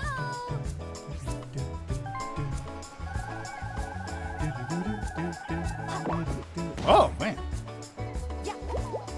Uh-oh. When Rosalina gets serious, she moves her hair out of the way and activates her eye. What if she's like Kano? What if she has not just the eye, but the whole side of her face is metal? Not completely get rid of the games to be good. Should be praiseworthy is the whole we leave modding alone. And you're going to purposely patch the game to prevent that. It doesn't seem generous. Seem like as for threat. Considering these are all the same Sonic fans mocking 3D Mario All-Stars, it comes off as weird to praise. It's a good thing, but if someone tells me you can play Generations just by forces, I wouldn't say thank you. I mean, yeah, that's always kind of it's kind of like they said, you know, it seems kind of minimal, and that seems to be enough. She's Maximilian Pegasus, but for Mario Party. Which is funny because I think she would probably be more like Duke Devlin. Meanwhile, the Doom bundle, the best bundle there is probably. Oh! People choosing chaos today. Wait a minute.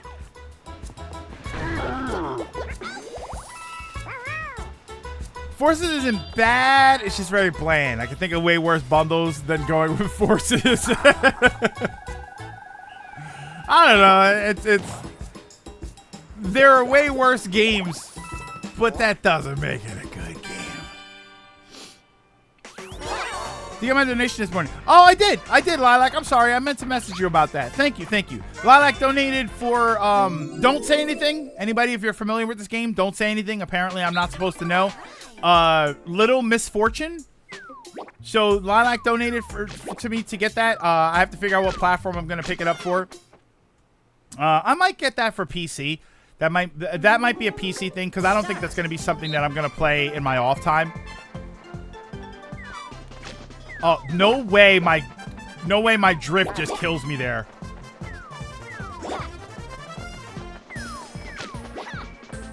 I was standing there for that ice cream and my drift got the better of me.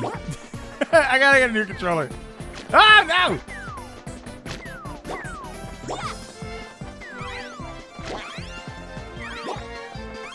Hurry up, ice cream! Finish. It's 20 across the board. Okay.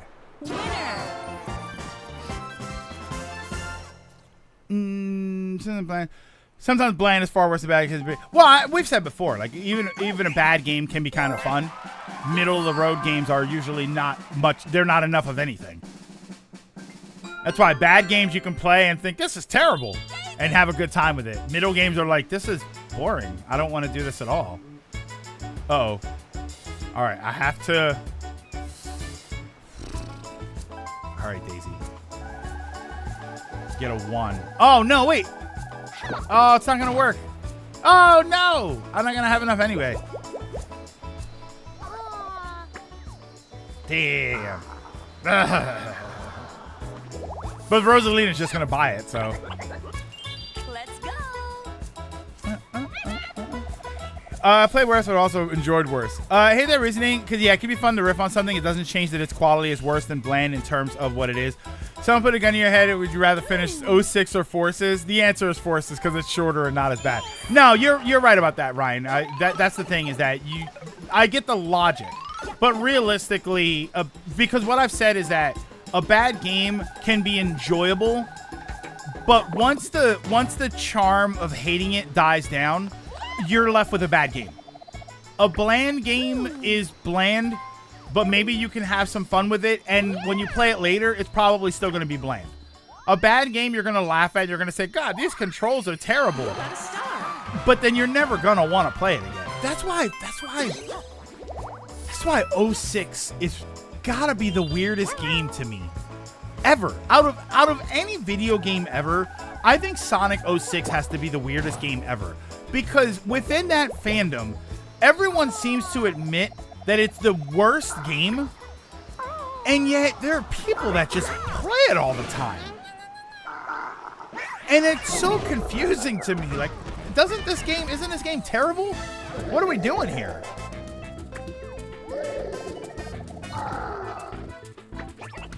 I feel like every time I turn around, maybe that's the problem, Executor, that is good for content. Every time I turn around, there's a Sonic content creator playing 06. Huh? Why wouldn't you want to play a good game? I mean, it's Sonic, so, you know, there's like 3 of those, but Daddy Bowser gave me money. I've replayed bad games because I enjoy parts of them. I almost never touch very, very bland games. Well, the problem with that, Dragoon, is that you just kind of hit the nail on the head there. You played the bad game because there are parts of it that you like. What if there's a bland game that has parts that you like? What if the game is for the most part bland, but you really, really like this stage or these characters or this storyline or something? It's the same. That same logic would get you to play that game. Forces may be the exception where you just don't like the whole thing in general. But a bland game or a bad game can still have good parts. And if you want to play it for those parts, you're fine. Okay, that's what I wanted to say. Okay. 06 has some comedy gold moments. I wouldn't play it because I want to. I need something to willing to play it. Go! This is not good for my drift. Yeah! We did it. If I find a game bland, it's because nothing stuck with me. I mean, I don't know, but you could say that about a bad game. Right? You can replace bland with bad. If I find a game bad, it's because nothing stuck with me. And yet, in a bad game, there may be something that you like. And in a bland game, there may be something that you like.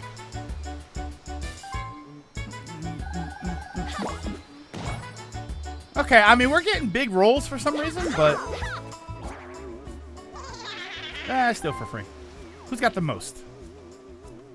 Me. Who's got the second most? Birdo. I think Shadow Story is better than Forces.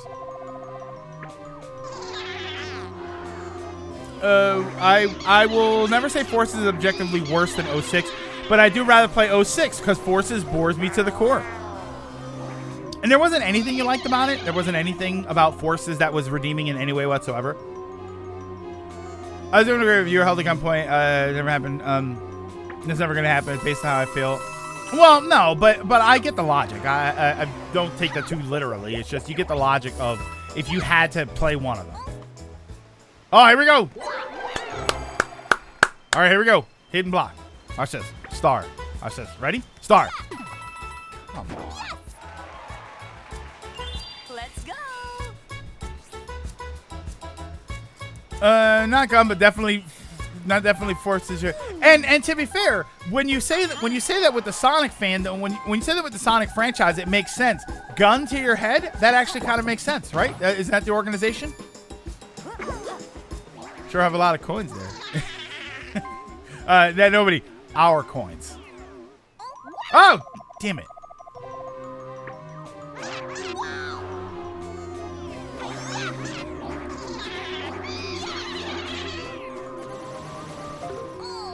Forces is very bland to me. Also, that awkward game where they were going from one era to the next.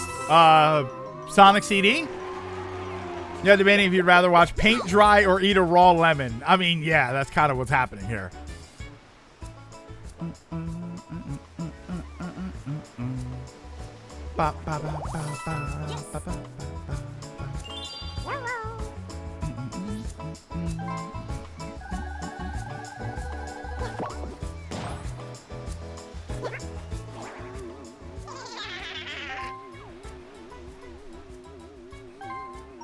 I'm a bitter person, so raw lemon it is. Okay, what's happening here? Oh, I have a lot of coins. Wait, never mind. I know exactly what's happening here.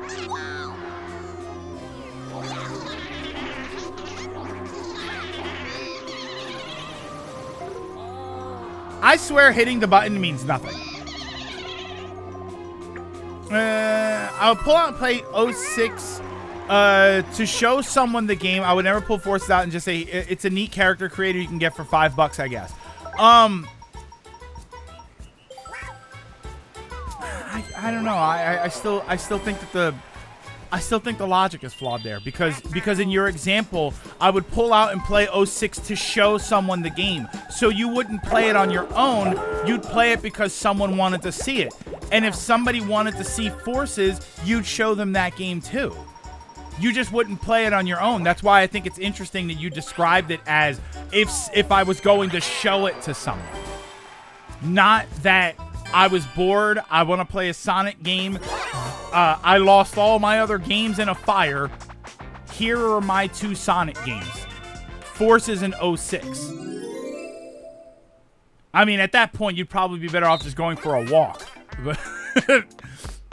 Marcos, thank you so much in the home with a Twitch Prime subscribe for 58 months. Hello. It's hard to describe because you haven't played. I haven't played Forces. Sorry.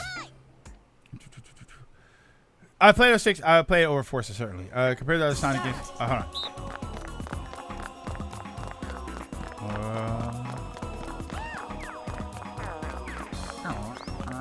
All right. This way.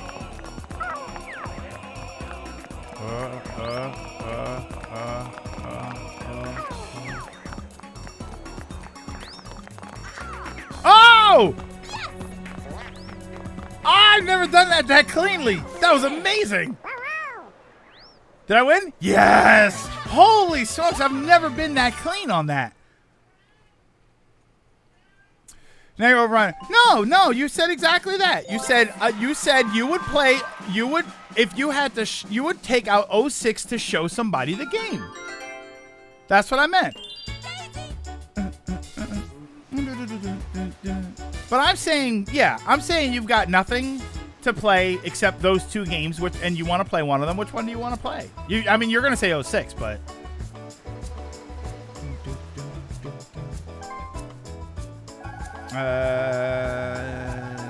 Go.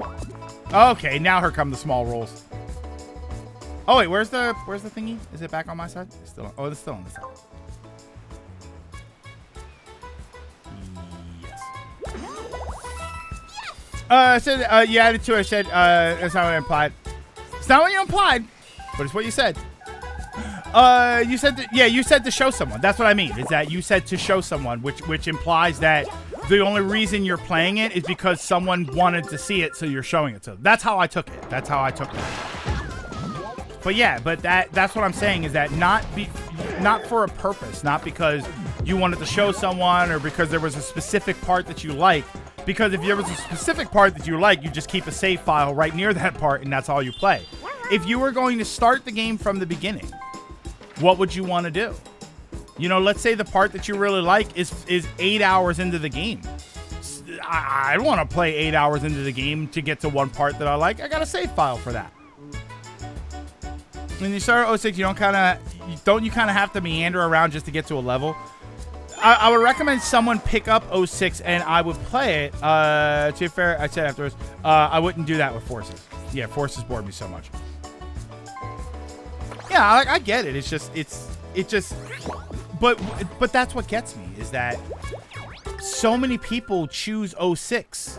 And Dragon, you're kind of doing it too. And what I'm saying is that a lot of other people do it. So many people would say, I would rather play 06 than Forces.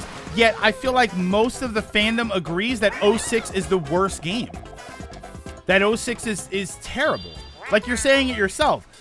Forces is bland, 06 is bad. So it's interesting that Sonic fans will choose 06. And they play it so much.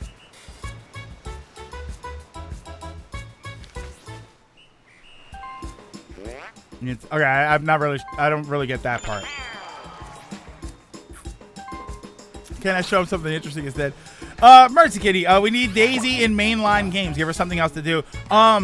Mercy, I've said before, I would love to see Daisy in more mainline games. I would love to see Daisy have a mainline game.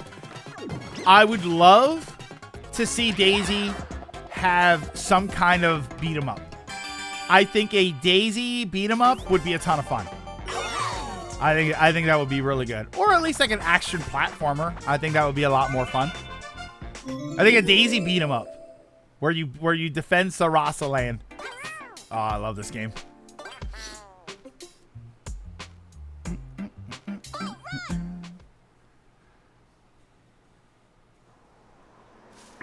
Three, two, one, go!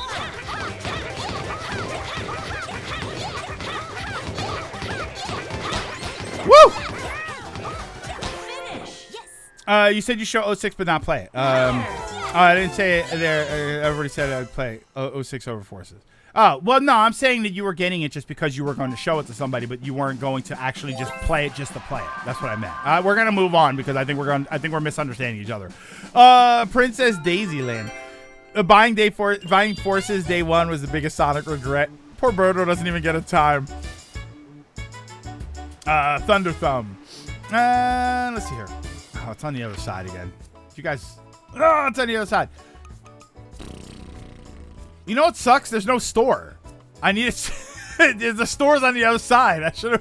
I should have moved over there just so there's a store. All right, Daisy, get what do I need? A 4? I think I need a 4. Come on, Daisy. Oh no, wait, 3. That's what I needed. Good job, Daisy.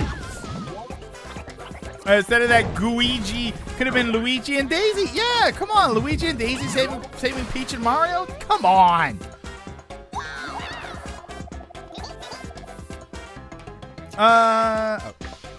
Anything from Disney E3 strike your fancy? Mandalorian. So let's talk about this. The Mandalorian, the new Mandalorian thing. It's not a series. I thought it was season. I said Mandalorian season 4 earlier. It's a movie, I think. Speaking of our discussion earlier about that stuff, it's a movie. It says it's in theaters. So I don't know. It is a movie, right? It's going to be a straight up movie. It's not going to be like the first episode is in theaters and then the rest of it's going to be on Disney Plus. I'm curious to see how I feel about it. I need to see it fully because the version that I saw was a bootleg copy. So I want to see it. I want to see how it looks a bit better.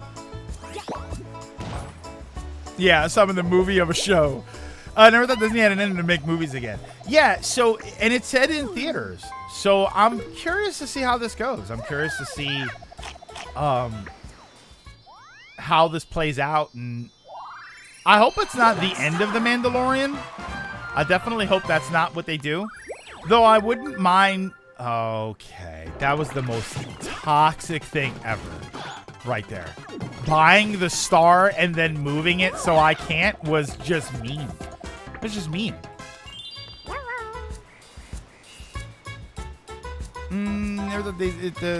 Should finally be able to get to watching all the shows on my backlog this coming October for Star Wars or just everything in general.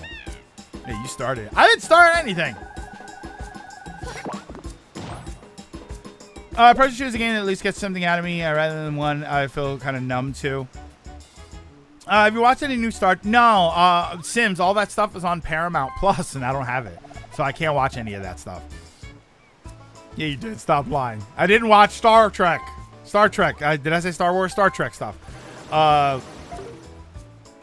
I don't have Paramount Plus, and I don't have access to it, so I haven't watched any of that stuff. I saw the only thing I saw that was new the newest Star Trek thing I saw was when they first debuted Discovery.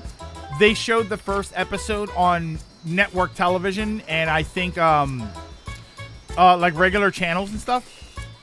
And I think it was on YouTube, so I watched that, and then I never watched anything else because it was all on Paramount Plus.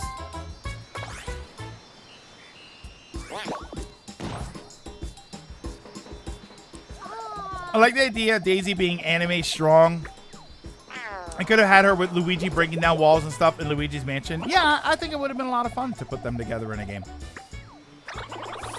Sadly, Toy Story is the moneymaker now. I'm shocked that... Hey, thank you. I'm shocked there's 5 Toy Story movies. I've only seen 1 and 2. Alpha. C3.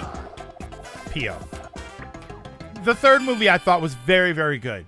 The problem is the third movie I thought felt like a good ending to those characters. So there being a fourth movie, whether it was good or not, you know, we won't get back into that debate again, but whether it was good or not, I would rather have seen something else. Nah, brother.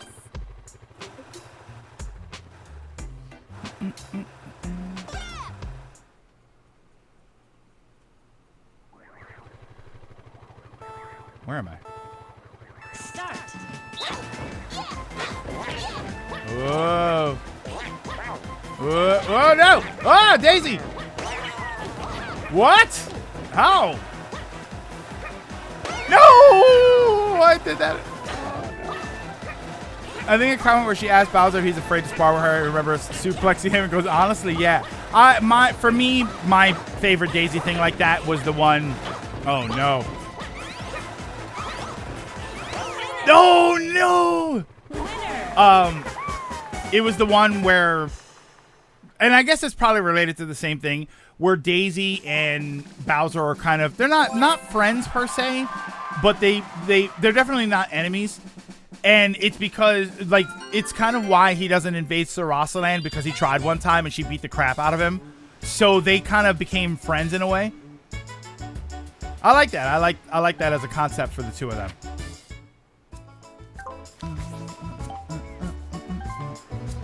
I couldn't control that thing to save my life. For the love of God, don't hit an event space. Oh my God. Let's go. Daisy. I mean, I would take a Daisy. Like in the beat 'em up game, I think it would make sense. I think it would make sense if you had a Daisy. Imagine a Daisy beat 'em up, right? And then in the Daisy beat 'em up, someone's trying to invade Sarasaland. So I'm going to try something here. We're going to do a test. The last time I got coins stolen from me, it was about this many. I had about this many, and I got 9 coins stolen. I swear that the mashing the A button doesn't do anything. So I'm not going to mash the A button. We're going to see what happens. Let's see if I lose 77 coins.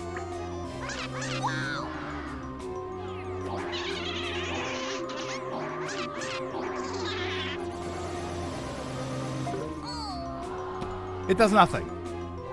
That wasn't even a significant amount of coins. That does nothing. Mashing the A button is so you feel like you have some sort of control. It's irrelevant.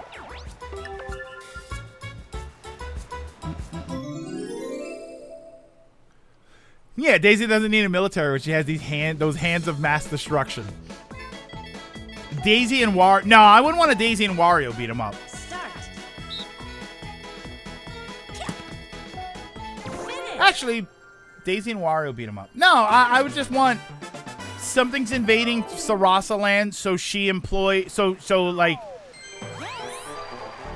she calls Bowser, you know, or I don't know. I like to have it like that, and she kind of, you know, everybody needs to find out, or maybe maybe the thing that's trying to invade Sarasa Land has already invaded Bowser's kingdom and the Mushroom Kingdom. So they come to Sarasa Land for help. And, you know, oh, what are we going to do? Bowser, can you do anything? Oh, my minions are all back here. What about you, Mario and Peach? Oh, no, our armies have been defeated, right? All the mushroom people are dead.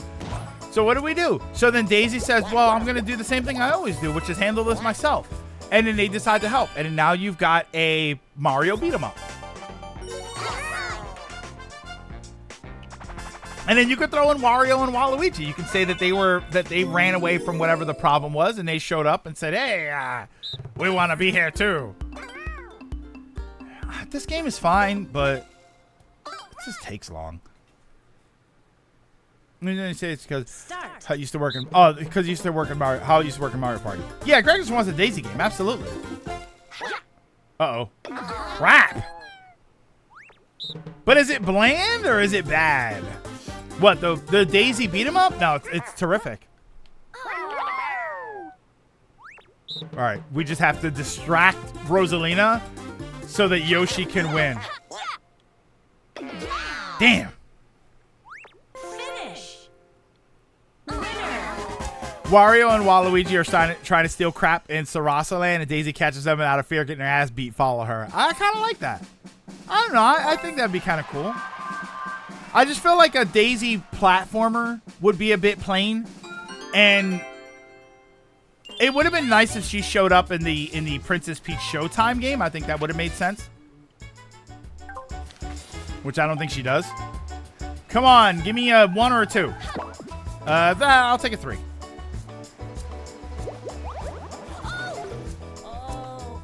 Oh. Let's go.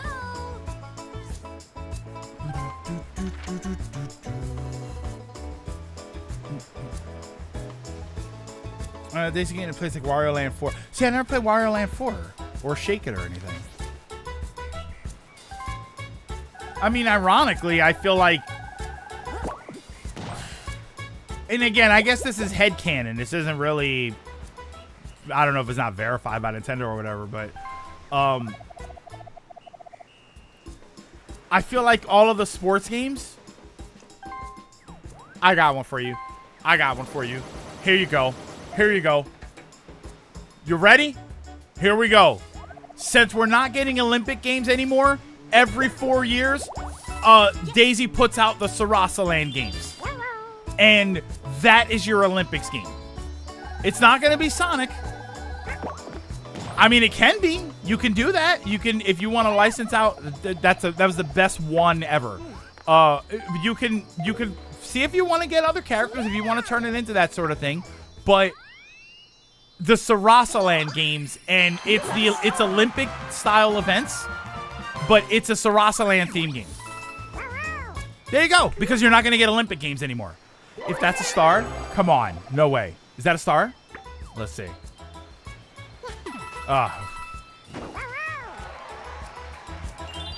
Yeah, it could just be like Mario Party. Except Mario Party isn't really... The thing is, Mario Party doesn't have a theme. Like, there's no reason they're here. Right? There's nothing happening. Whereas for the Daisy game, for the Daisy Olympics, let's call it the Daisy Olympics game, you can say that, oh, every 4 years she puts out, she does an Olympics event, or she does an athletic event, athletic competition, because she loves that stuff. So you can even, if you want to get a little meta, you can even say that she wants the games because no one ever visits her. You're thinking obnoxious. She just runs. But yeah, every 4 years she does a collection of games, and then it's just Olympic games, right? It's running, it's track and field, it's shooting, it's a bunch of stuff that you can sort of make up on your own. I would take that. Nice world building. It canonizes the sports games. Oh, wait. Oh, I always do this. I never pay enough attention to this game.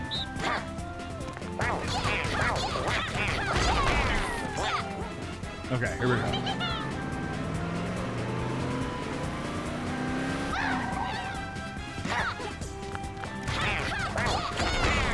All right, we're good, we're good, we're good.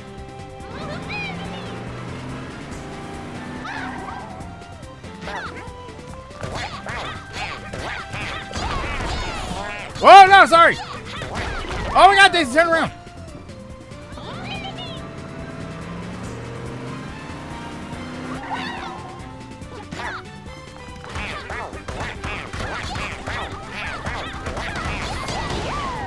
Get in the car. Oh, it's neck and neck. We're bumper to bumper.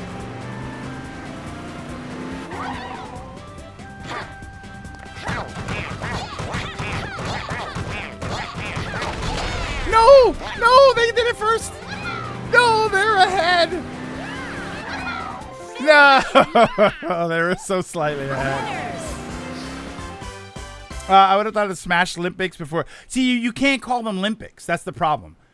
The IOC, the International Olympics Committee, they're super strict about the Olympics, like the logos and the name and stuff. So you can't really, I wouldn't even risk calling something the Olympics. Uh-oh. Oh, brother. Come on, hurry up.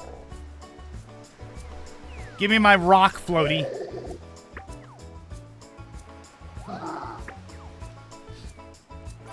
Have triangles instead. Yeah, like they'd be really obnoxious with that. They'd be really on get on you. They can't say anything about the events, right? The IOC doesn't own running 100 meters, so they can't really do a. Plus, you can do some really fun stuff because I think the Olympics games were sort of set up.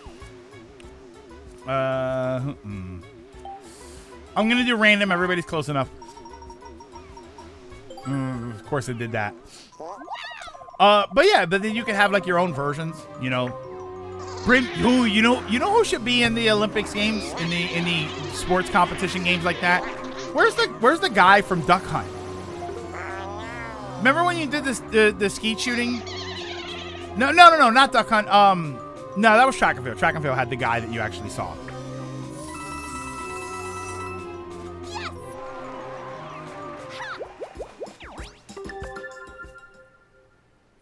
That's okay. They were shockingly close.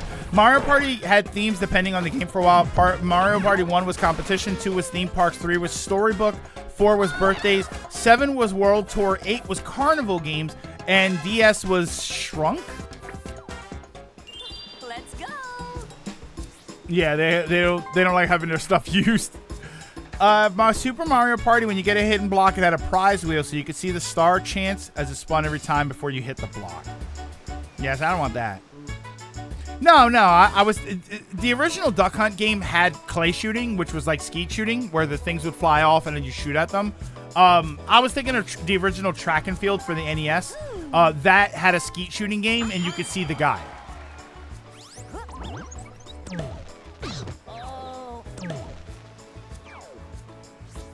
Oh, did that swap me back to the side that doesn't have... No, wait. I'm on the correct side, right? No, it did. Oh, it put me on the wrong side again. Come on, man. I'm getting annihilated here. The idea of Sonic being beaten in 100 meters still bugs me.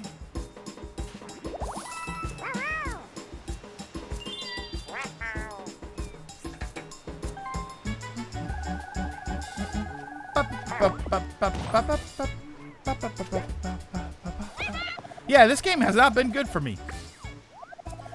DS was shrunk because Bowser shrinks the character so the context of the boards and minigames are your small.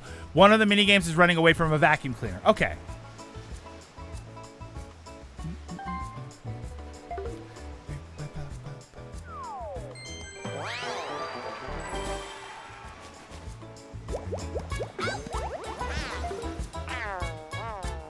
Mario Party DS is underrated. What about that Mario Party 100 or whatever it was called? Wasn't that the one that was like the 100 favorite mini games or something. Burn style. What? Oh.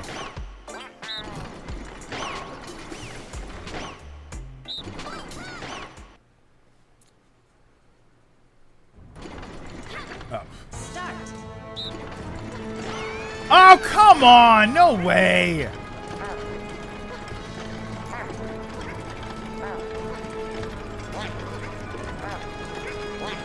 It's lagging. Every once in a while I see it lag.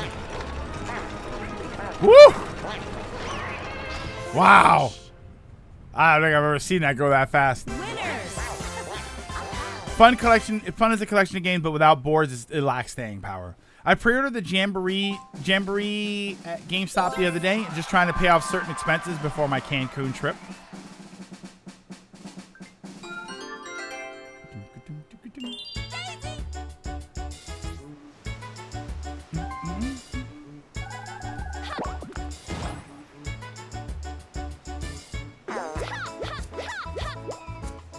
Come on, man. I'm giving them all kinds of money. How many of these floaties am I going to get? Interesting thing for the Sonic bundle. For $60, you get Generations 1 and 2, Sonic 4 episodes 1 and 2, 3D Blast, and Spinball.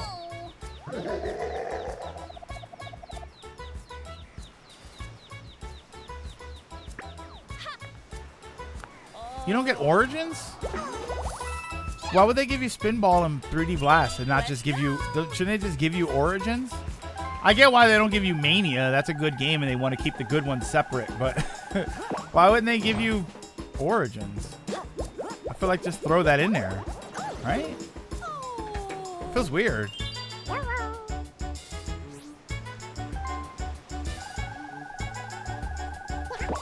I enjoyed Mario Party Star Rush.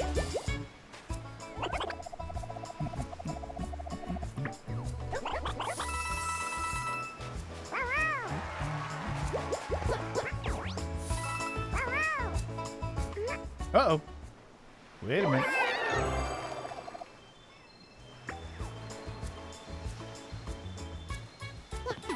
Ah, more coins.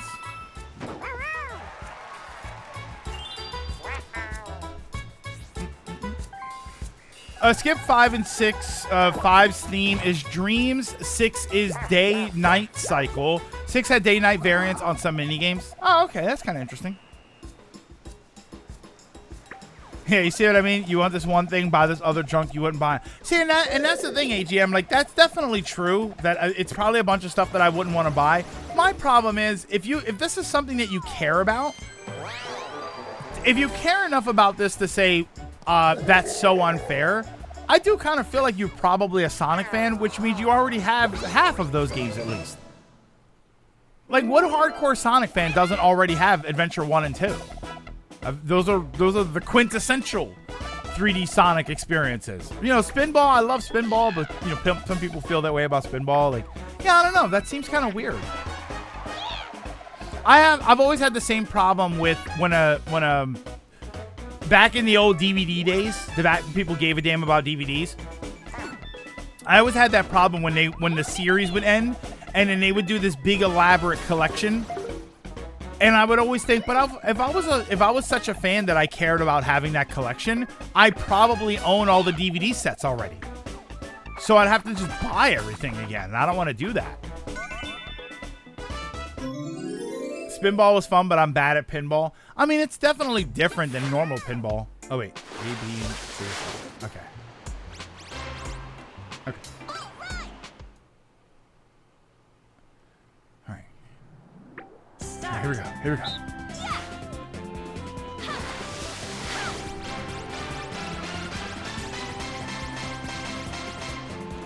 Oh, not too bad.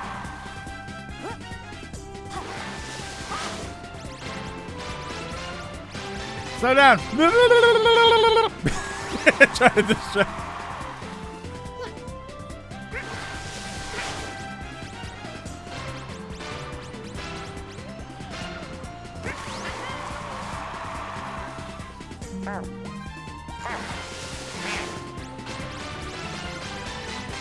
Slow down! Slow down! Mine again, earlier bundle that was also $60 included Mania, Sega Racing, Lost World, Forces, plus all those other games mentioned. Like, that's a good collection. And what was that first one, AGM? The collection you said? How much was that one? $60. Oof.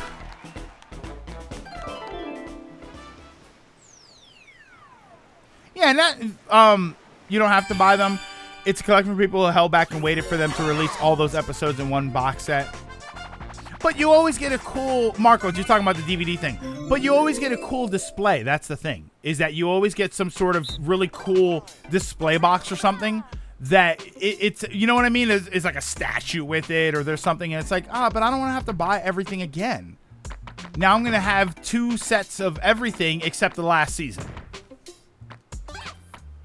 Yeah, I'm never a big fan of it. I always said that if they ever do something like that for the end of a series or something, they should, whatever the special display container is, I always said that they should sell that separate. Ah, Rosalina's so lucky.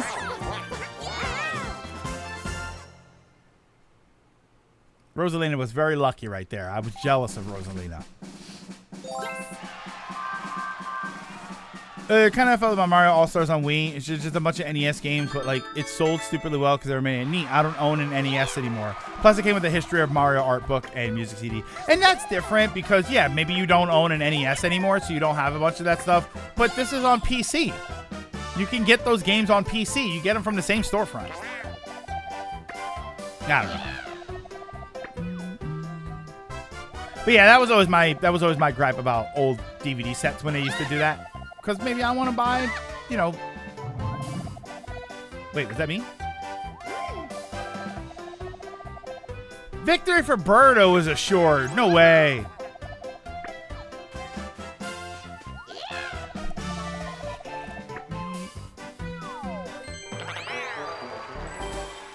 They just made Generations more expensive by adding all these trash games. And then how much is Generations Shadow gonna cost? That's gonna be a $60 game, right?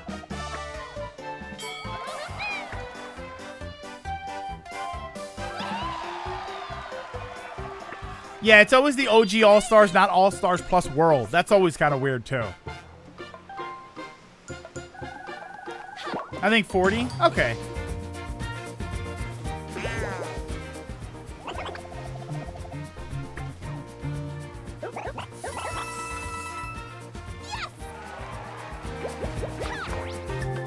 Oh, lucky space.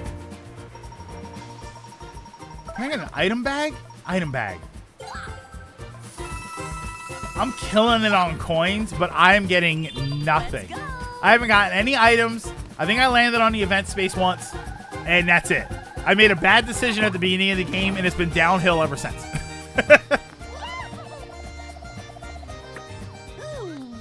Sega used to discount Generations solo for $4 to $6 often. Yeah, I ain't gonna do that anymore. You got a star.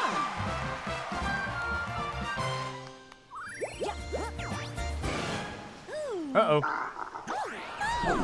Take away all your stars. Here we go.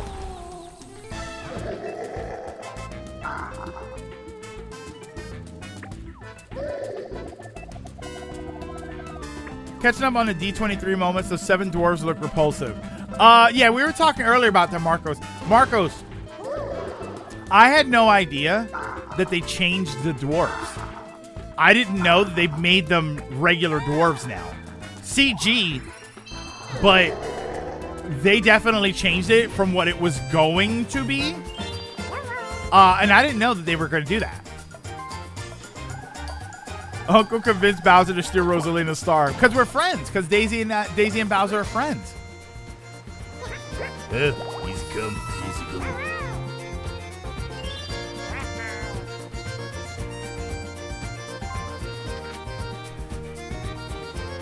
How do we feel about Sega reviving pretty much all their old franchises? Mercy, it's something that I've been asking for a long time, actually. Crazy Taxi.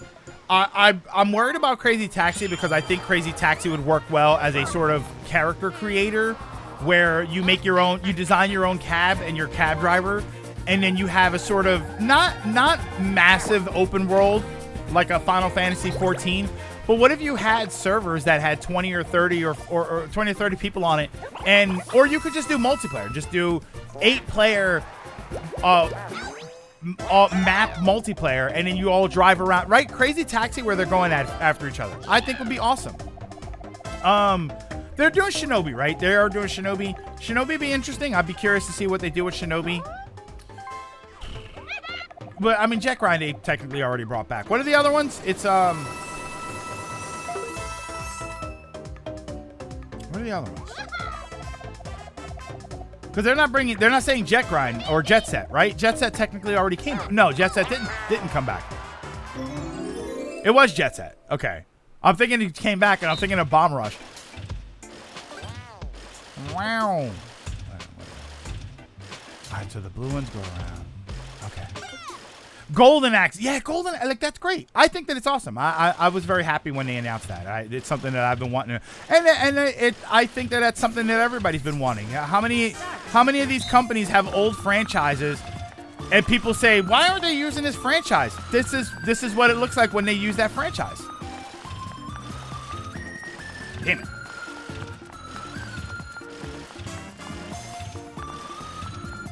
Ah.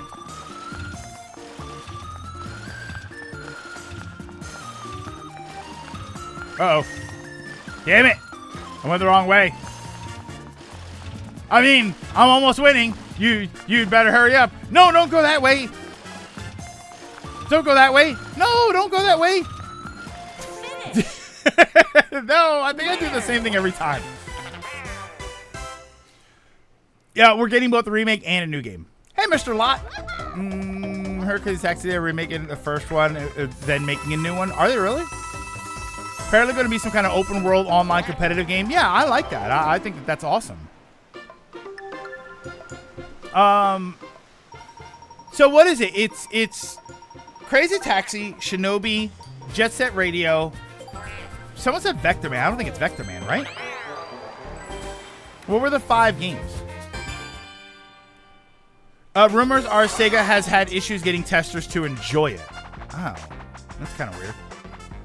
I wonder why. Imagine Treasure making. Oh, I would love another Gunstar Heroes. Oh God, I fall so fast in this game. Was it Streets of Rage? Streets of Rage was that one of the ones?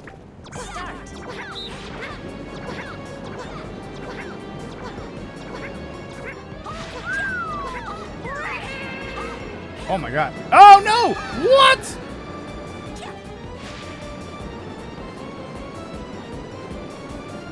Long Offspring and Bad Religion is the soundtrack to Crazy Taxi. I'll enjoy it. It's gotta be, right? They've gotta bring them back. Even if it's just those songs. Just make sure those songs are in the game. No, I'm happy for that. I think that that's a really good idea. I'd love to see.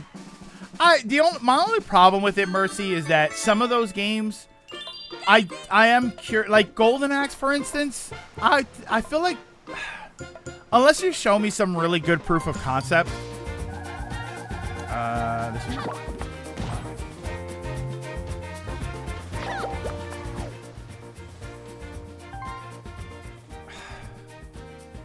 If I go that way to get to the star, I end up on the event space, which moves the star. Ah, damn it. Return the game. I have to go up. Well, the shop. Wait a minute. Hold on. Can I buy? Oh my God. Wait.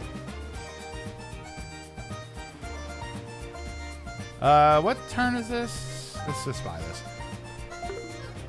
Golden Axe, Jet Set, Crazy Taxi, Shinobi, and Streets of Rage. So, like, so, Golden Axe, for instance. Do I want Sega to do it, or do I want the people that did Streets of Rage 4 to do it? Because I think Streets of Rage 4 is awesome. So, Streets of Rage 5, I'm curious to see what Sega does. But 4 was incredible. So for Golden Axe, do I want Sega to do it or do I want to see someone else do it? Crazy Taxi, I think I want Sega to do that. I want to see what they do with that. Jet Set, we've seen Jet Set Radio. We've seen Jet Set done by somebody else, and it's called Bomb Rush Cyberfunk, and apparently it was very good. I know the music is good in that game.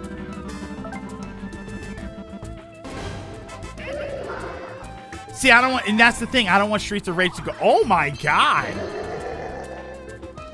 That's 2. Yeah, like I wouldn't want Streets of Rage to go, or Golden Axe, I wouldn't want them to go 3D. I'd want them to be 2D games.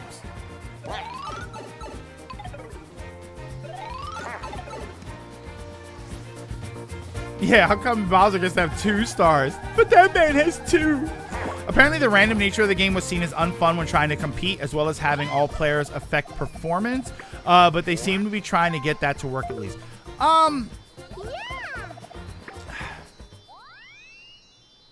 That's interesting. That's interesting to see. It's unfun when trying to compete. I mean, obviously, it shouldn't just be a competitive game. There should be a single-player mode, but it has to have more substance than just an arcade game because people won't play it for very long. They already made some 3D Golden Axe games, a 3D side-scrolling beat-em-up, and a hack and slash for the PS3. Were there really? I know there was a fighting game. Duel?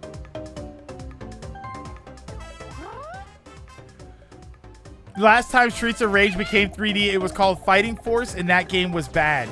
Fighting Force wasn't...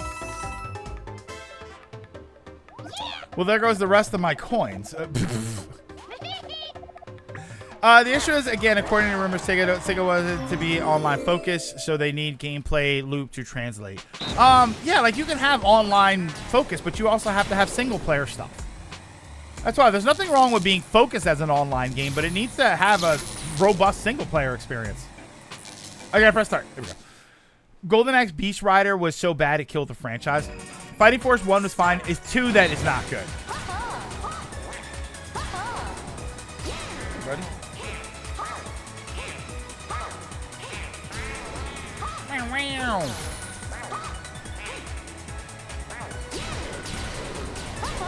I like this Sonic half pipe. This is way better than some sort of weird 3D blue sphere thing.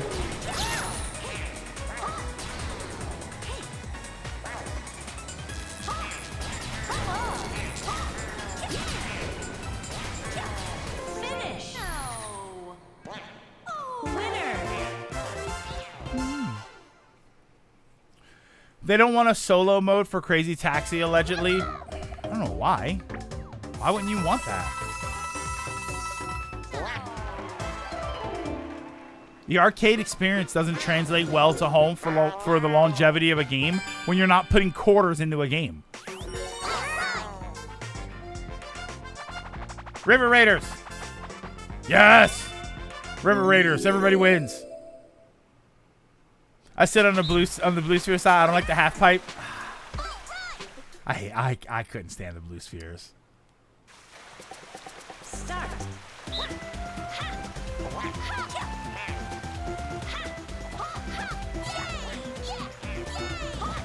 Yay! Yay! Who sounds like that? Who makes that noise? Yay! It's not Luigi. I never think of Luigi. Is that Gabby J from Punch Out?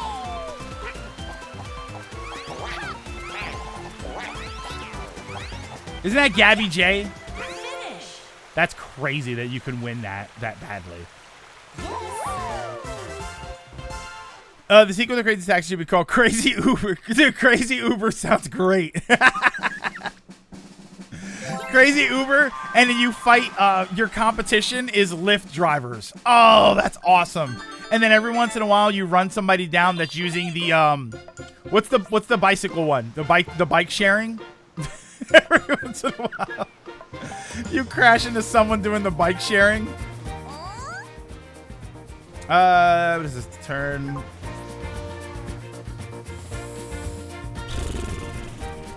Where's the thingy? Yeah, I have to.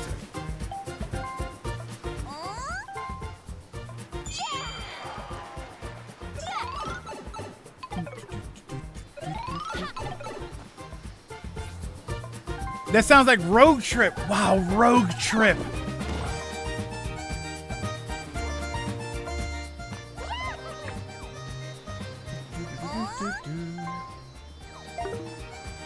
Rogue Trip. Yeah, no boo. I didn't make it. Oh, damn. The boo would have actually been nice, too.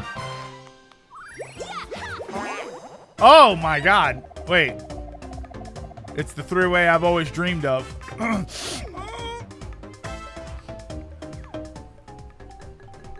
Oh, you have to choose? You've got more coins. Sorry, you got more coins.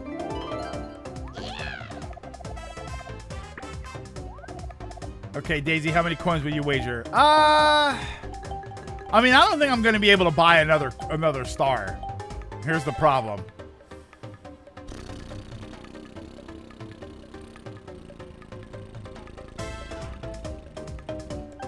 I'm going for it. I'm going for it. I started this chaos train. We're on it.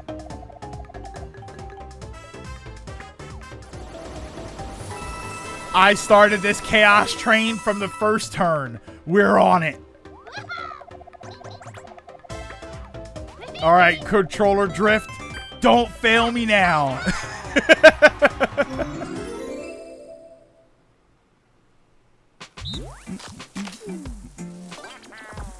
Oh, brother, this game. Alok, what's going on?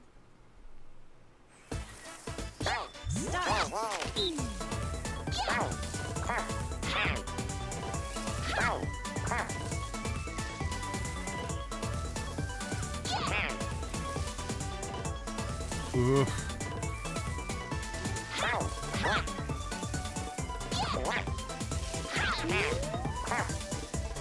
Oh.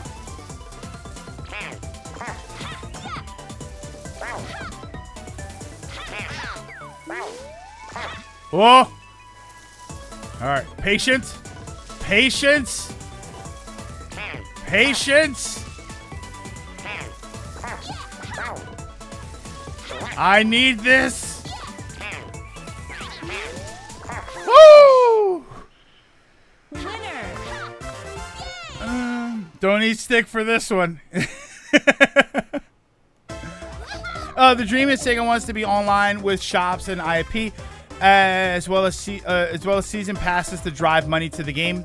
Solo would distract from that allegedly. I don't know what they're talking about though. Solo would distract from that. What are they talking about? Because people love to buy microtransaction stuff to decorate their cars and whatnot.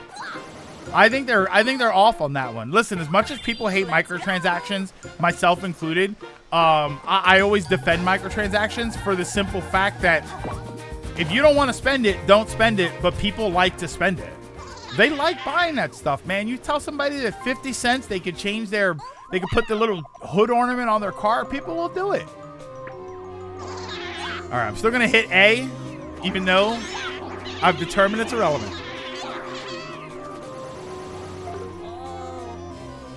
Uncle Toxic wins again. Yeah, I hate microtransactions. Anyway, Tower of Fantasy. Yeah. People bash microtransactions all they want, but people like it. The problem is it's not 50 cents. It depends, Silent, because there are games that do that. There are games that literally do nickel and dime you. Where it's like 50 cents. And don't the Resident Evil games have a bunch of, don't they have a lot of that stuff? What are some of the ones that have really cheap things that you buy?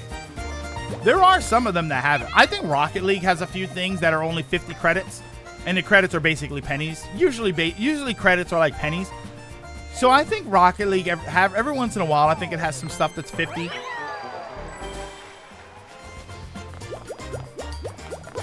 Yeah, that's what we don't like about microtransactions. I don't like microtransactions when they're pay to win. But as long as they're cosmetic and stuff, as long as you don't have to buy it, I think it's fine. I'm totally okay with that. If you don't like it, and make it so that you can get other stuff in the game. But then if you can buy, hey, there you go. Then there's stuff that you can buy. But yeah, I don't like when it's too expensive, and I don't like when it's pay to win stuff. But as long as it's not pay to win, as long as it's just decorative, I don't really care. I always defend microtransactions for that. I like the ones in Helldivers too. Not too expensive, you can get plenty of stuff with them.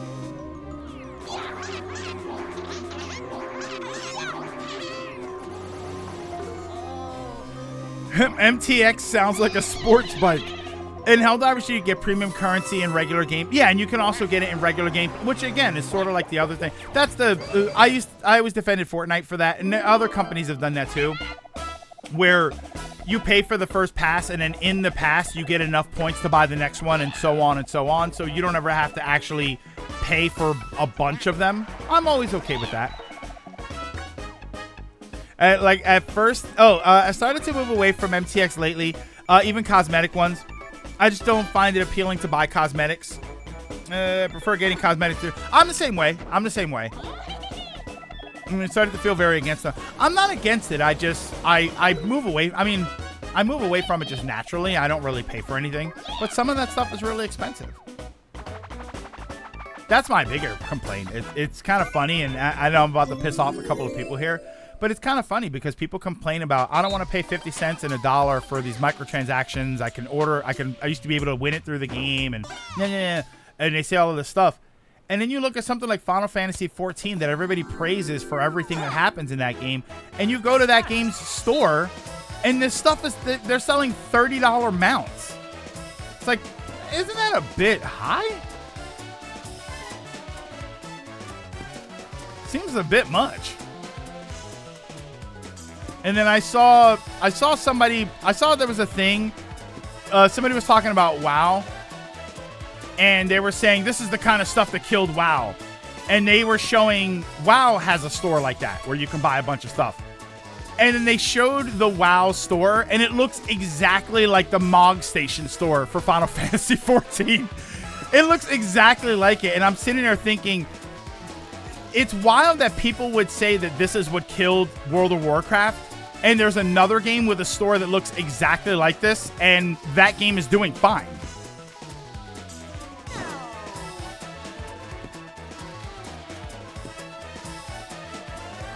Wow, that was way too far away. Oh, we bitch about it all the time. We're bitching as we enter our credit card info, but we still bitch. I hate the Mog Station. It's so much. I hate it. I absolutely despise it. It's just so expensive. It's just so expensive. Yeah, the thing that killed WoW was Blizzard. It had nothing to do with that store.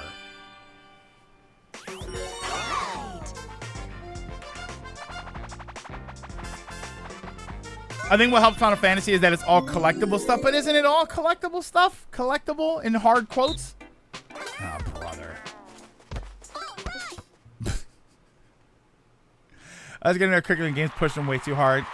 Yeah, I mean, that's annoying too.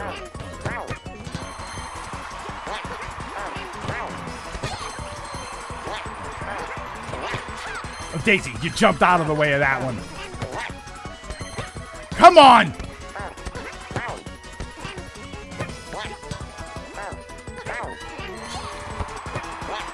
No! Oh, man. Boy, as a goalie, I have to say that was messy.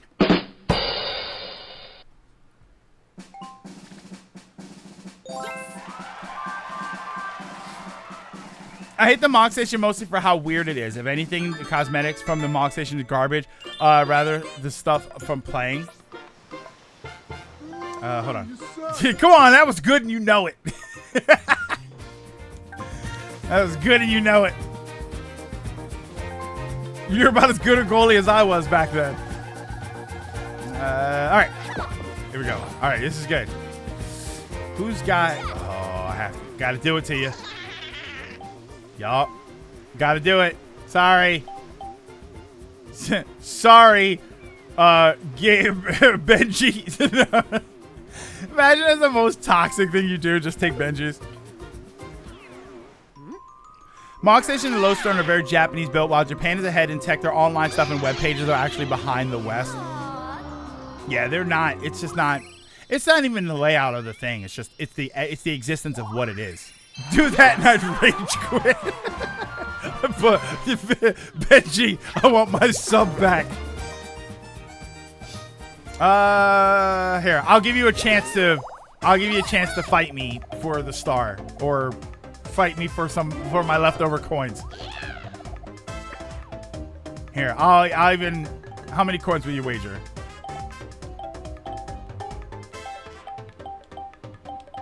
Wait, I can't. Huh? Oh, you only have 11. Okay. Supposed to go do YouTube. I follow doing a video on it. I'm not really a fan of energy limits. Oh, I hate that. I can't stand. There was a My Little Pony town builder that I remember trying years ago, and the second they told me, "Oh, you can't play it because you ran out of energy," I was like, "No, I'm not playing this anymore." To me, and I wish to subscribe to your newsletter. Alok, thank you so much for the follow. Very much appreciate that. Yeah, Huyo's terrible with that stuff. See, AGM, Huyo's terrible with that stuff, but then at the same time, you don't have to pay any money for those games. Start. That was nice and easy. I remember that game. I played that in middle school. Yeah, remember it? I wasn't even out for that long, that My Little Pony game. I think it was maybe available for like 6 months to a year, and then it just died. Let's go. I swear my character shifted a bit. They probably did. I always forget that you can move your character in that game. That's the quickest mini game I've seen in my entire life. Oh, I've lost some mini games faster than that. Yeah, considering I need to grind to keep playing the free to play game, it is a problem. AGM, but you were gonna play the game anyway, right?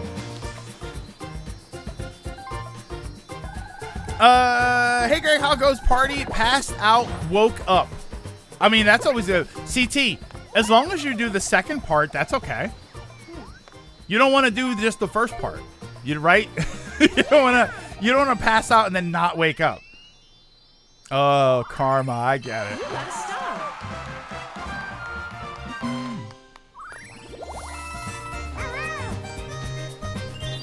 I need to grind to keep. I want to get that cop lady. Which cop lady? Hold on. Wait, we got a bunch of those, AGM.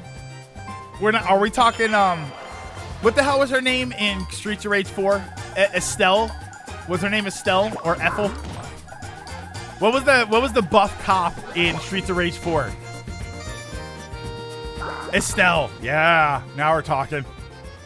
Zuyan? Hold on. If that's how you pronounce it.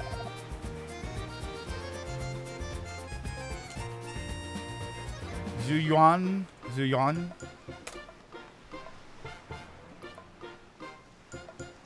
Oh, her. Oh, wait a minute. I haven't played it in a while. Zenless. I only played Zenless for like 4 hours or so. I didn't really play it for that much.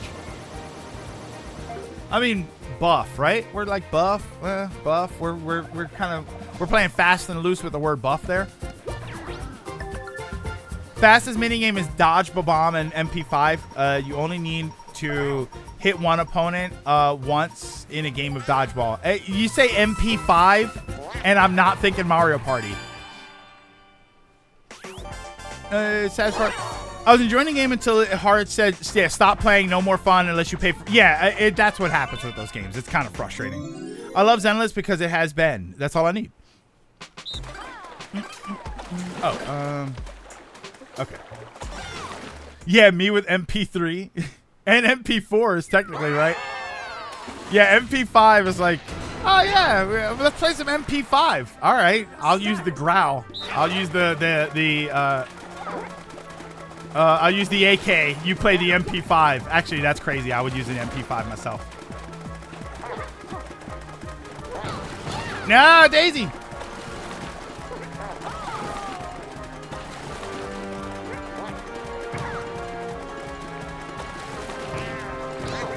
No, Daisy. Woo! Winner. God, I hate this minigame. So talking about new Sega games. Oh, I looked it up. All but one of the 5 games are 3D. Shinobi is the only 2D game. Yeah, see, Streets of Rage 4. I don't know. I don't know about Streets of Rage. Streets of Rage 5, I mean, Streets of Rage being in 3D. I don't know if I'm vibing with that. Oh, I thought that was the last turn. All right, Daisy. Roll a 37.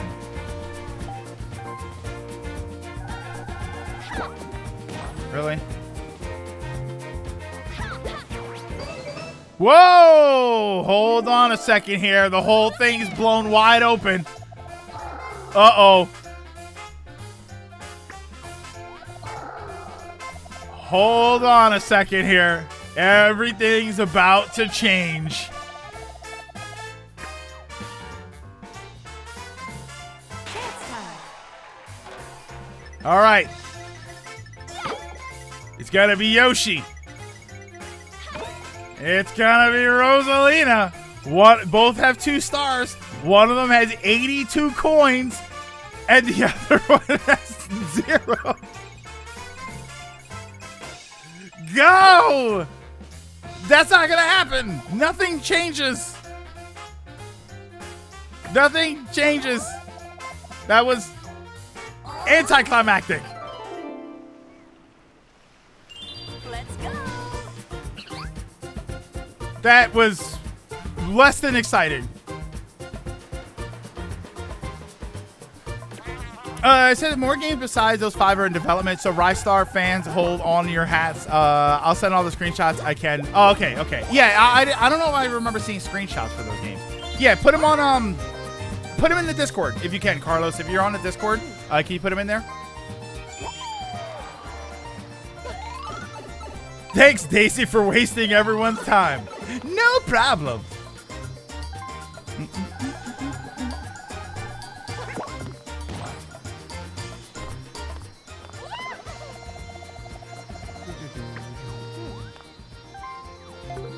And we're on random stars, too.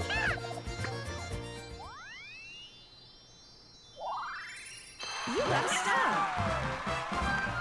Fem, what's going on? Hello.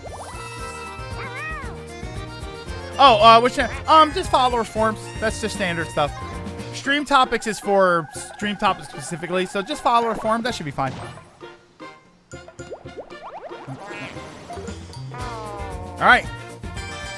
Final mini game. This is probably going to be the last one for the day too. I wasn't sure. Since we only have 3 people, we'll probably just play the 1 game today. I know I was going to try and play 2, but I talked a lot in the beginning because I'm a rambler. And it's the greatest mini game of all.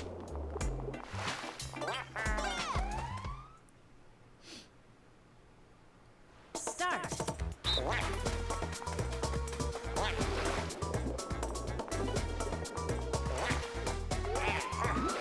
What? Come on, you have to. What? Oh, it's like the game lagged. The game was like laggy because I definitely had that.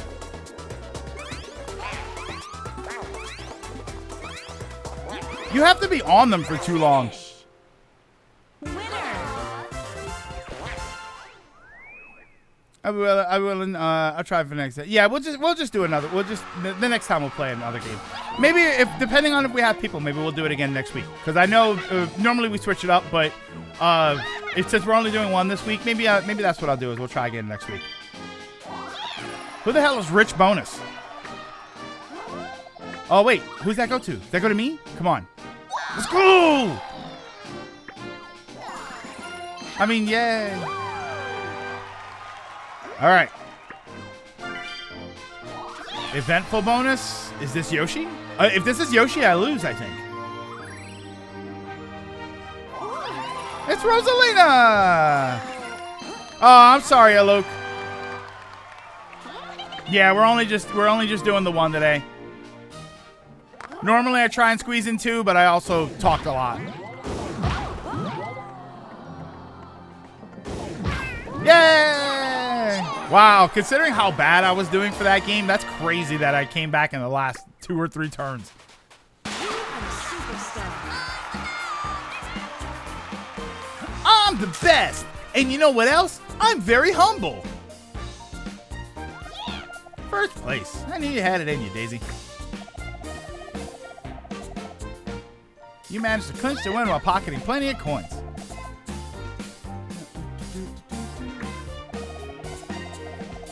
Guys, been a while since I've seen Yoshi's Tropical Island. Kia, that's actually why we played this level. Because I was going to do the dice roll like I always do. And I thought, oh, you know what? I'm just going to pick this one because I feel like we haven't been here in a while.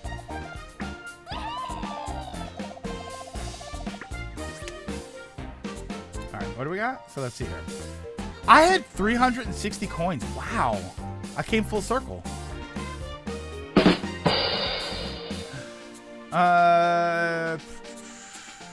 What's the 101? I guess that's coins for mini games. 2 hidden blocks, 100 steps. Oh, wait. Items, event spaces. Oh, wow. Chance time, Bowser. Okay. And then, look at my meteoric rise. 9 event spaces all game. I know that's kind of a lot for this one. Rich bonus is the 1%. Oh, that's him. That's who Rich Bonus is. Imagine there's a guy named Rich Bonus.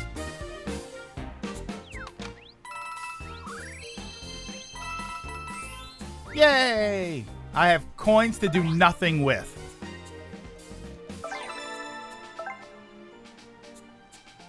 Return this. No. Right. Communication was interrupted. Here, we'll just turn it off like that. My graph starts high, then sinks, then tanks.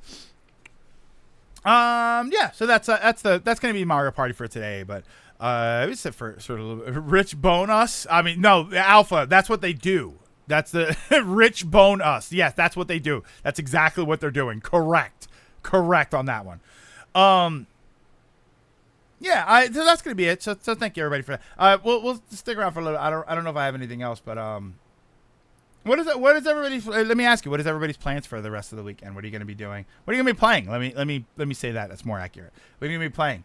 Because I'm getting ready to do some chores around the house. I'm going to clean up a little bit, and then I'm getting right back into Baldur's Gate 3. I got to get back to the Underdark. I keep almost saying Undercity, and Undercity is a location from WoW, so it's the Underdark, right?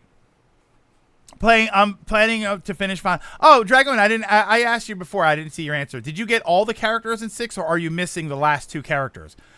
Playing Famicom Detective Club Duology, Pikmin 4. Got to do the Splat. Oh, there's a Splatfest today? Oh, brother. Hopefully finally get to the new house and get back to work. Well, I mean, get to the new house and then clean up and, get yourself settled, AGM. Animating some stuff, then playing Fiesta Online.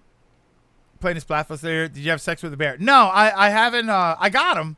I got Halcyon. I thought Halcyon was a character that you could have on your team. Apparently, he's just somebody at your camp. But you can romance him, but you can't have him on your party. So I thought that was kind of weird. Unless I get him later, because I'm headed to, I'm trying not to spoil it. I'm headed to the towers, these towers that are in the game, which he said he would help me with.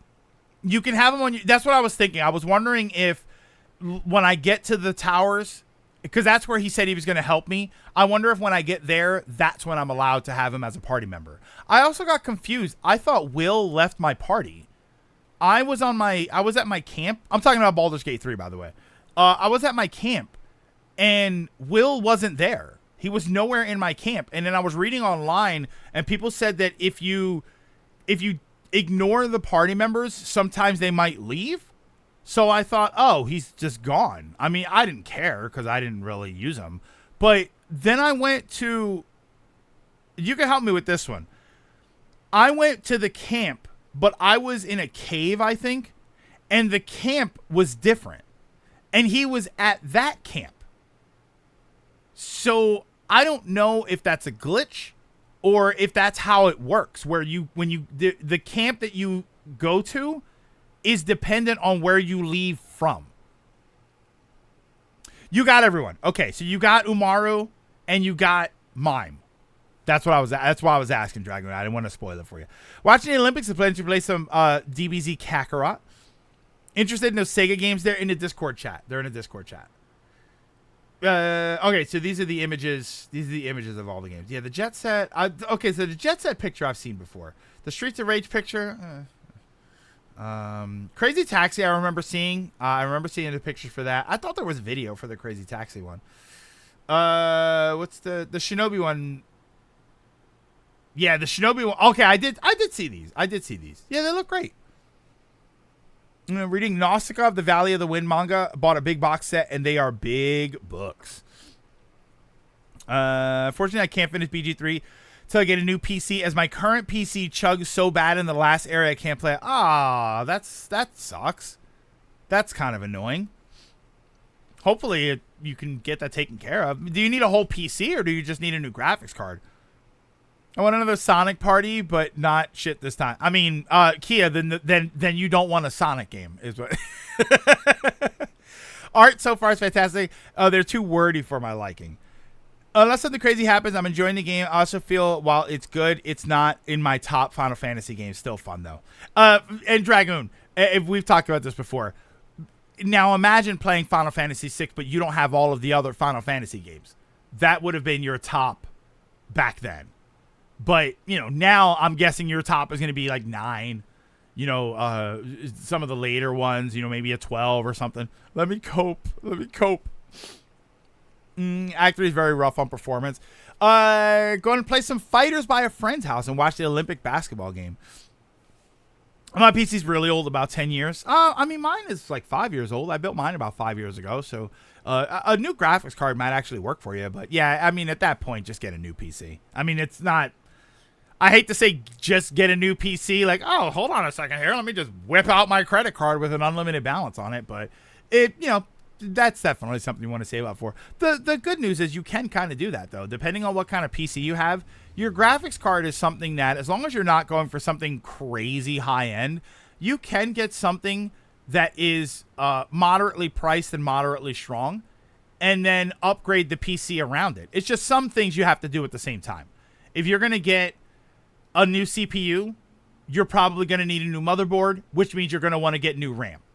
But you can use your graphics card. You can I would recommend you upgrade your power supply at the same time, especially from an old power supply. But technically, you can use the old power supply. I don't really like it. Obviously, you can keep using your case. Obviously, you're going to keep using your hard drives. So, yeah, like some of that stuff needs to be upgraded at the same time. But you should be able to get a relatively functional, relatively decent graphics card for your system that's going to function, and then when you upgrade the rest of it, you'll probably get more performance out of your GPU. My top is 7. Before it was 4DS. 9 is in my top 5 probably though. So yeah, before that, 6 probably would have been your best game. Finally picking up a PS5 soon, so maybe I'll play it there. Hey, part-time. Enjoy 6 more than I did 10 by a long shot. Got to prep for 14 raid most of the way through 3rd fight of the 4th fight tier. Okay. Give me a second here. I can close that. I'm going to leave that picture of the Zenless Zone Zero cop up there. I think it like that. Not a bad stopgap. Yeah, I bought Benji, I bought a 4060. And it's fine. I needed the 4060 because I needed to stick with NVIDIA for the drivers and the functionality of it. But you can buy something like a 4060, which is not the most high-end card. I think I paid $300 for mine, and you can probably get it for that or cheaper now. And that's going to be a relatively decent performing graphics card for your system. The rest of your system is probably going to bottleneck that card, because that's what happened with mine. When I bought mine, I was using a Ryzen 1700, and that was bottlenecking my graphics card. So, but then I installed the new CPU, And the new CPU, now it's running fine. Now the CPU, now the graphics card does everything it needs to do. So that might be something you can do. I would look into that. I would look into what would be a good option for you, knowing that eventually you're going to upgrade the other stuff and you're going to want to keep using that graphics card. So I'd probably say like a 4060 or something, or a if you're going to go AMD, you probably want to do like a 6700 or maybe even later than that. I'd look into it. We're not. Yeah, 6700 is probably going to be a better bet. 6 would have still been overridden pretty fast. We need to get Uncle to fight Honeybee Lovely. See how fast he simps. Honeybee. Okay, you mentioned that the other day. Let me look this up here really quick here. Honeybee Lovely. Is that what it was called? Lovely. Let's see. What are we looking at here?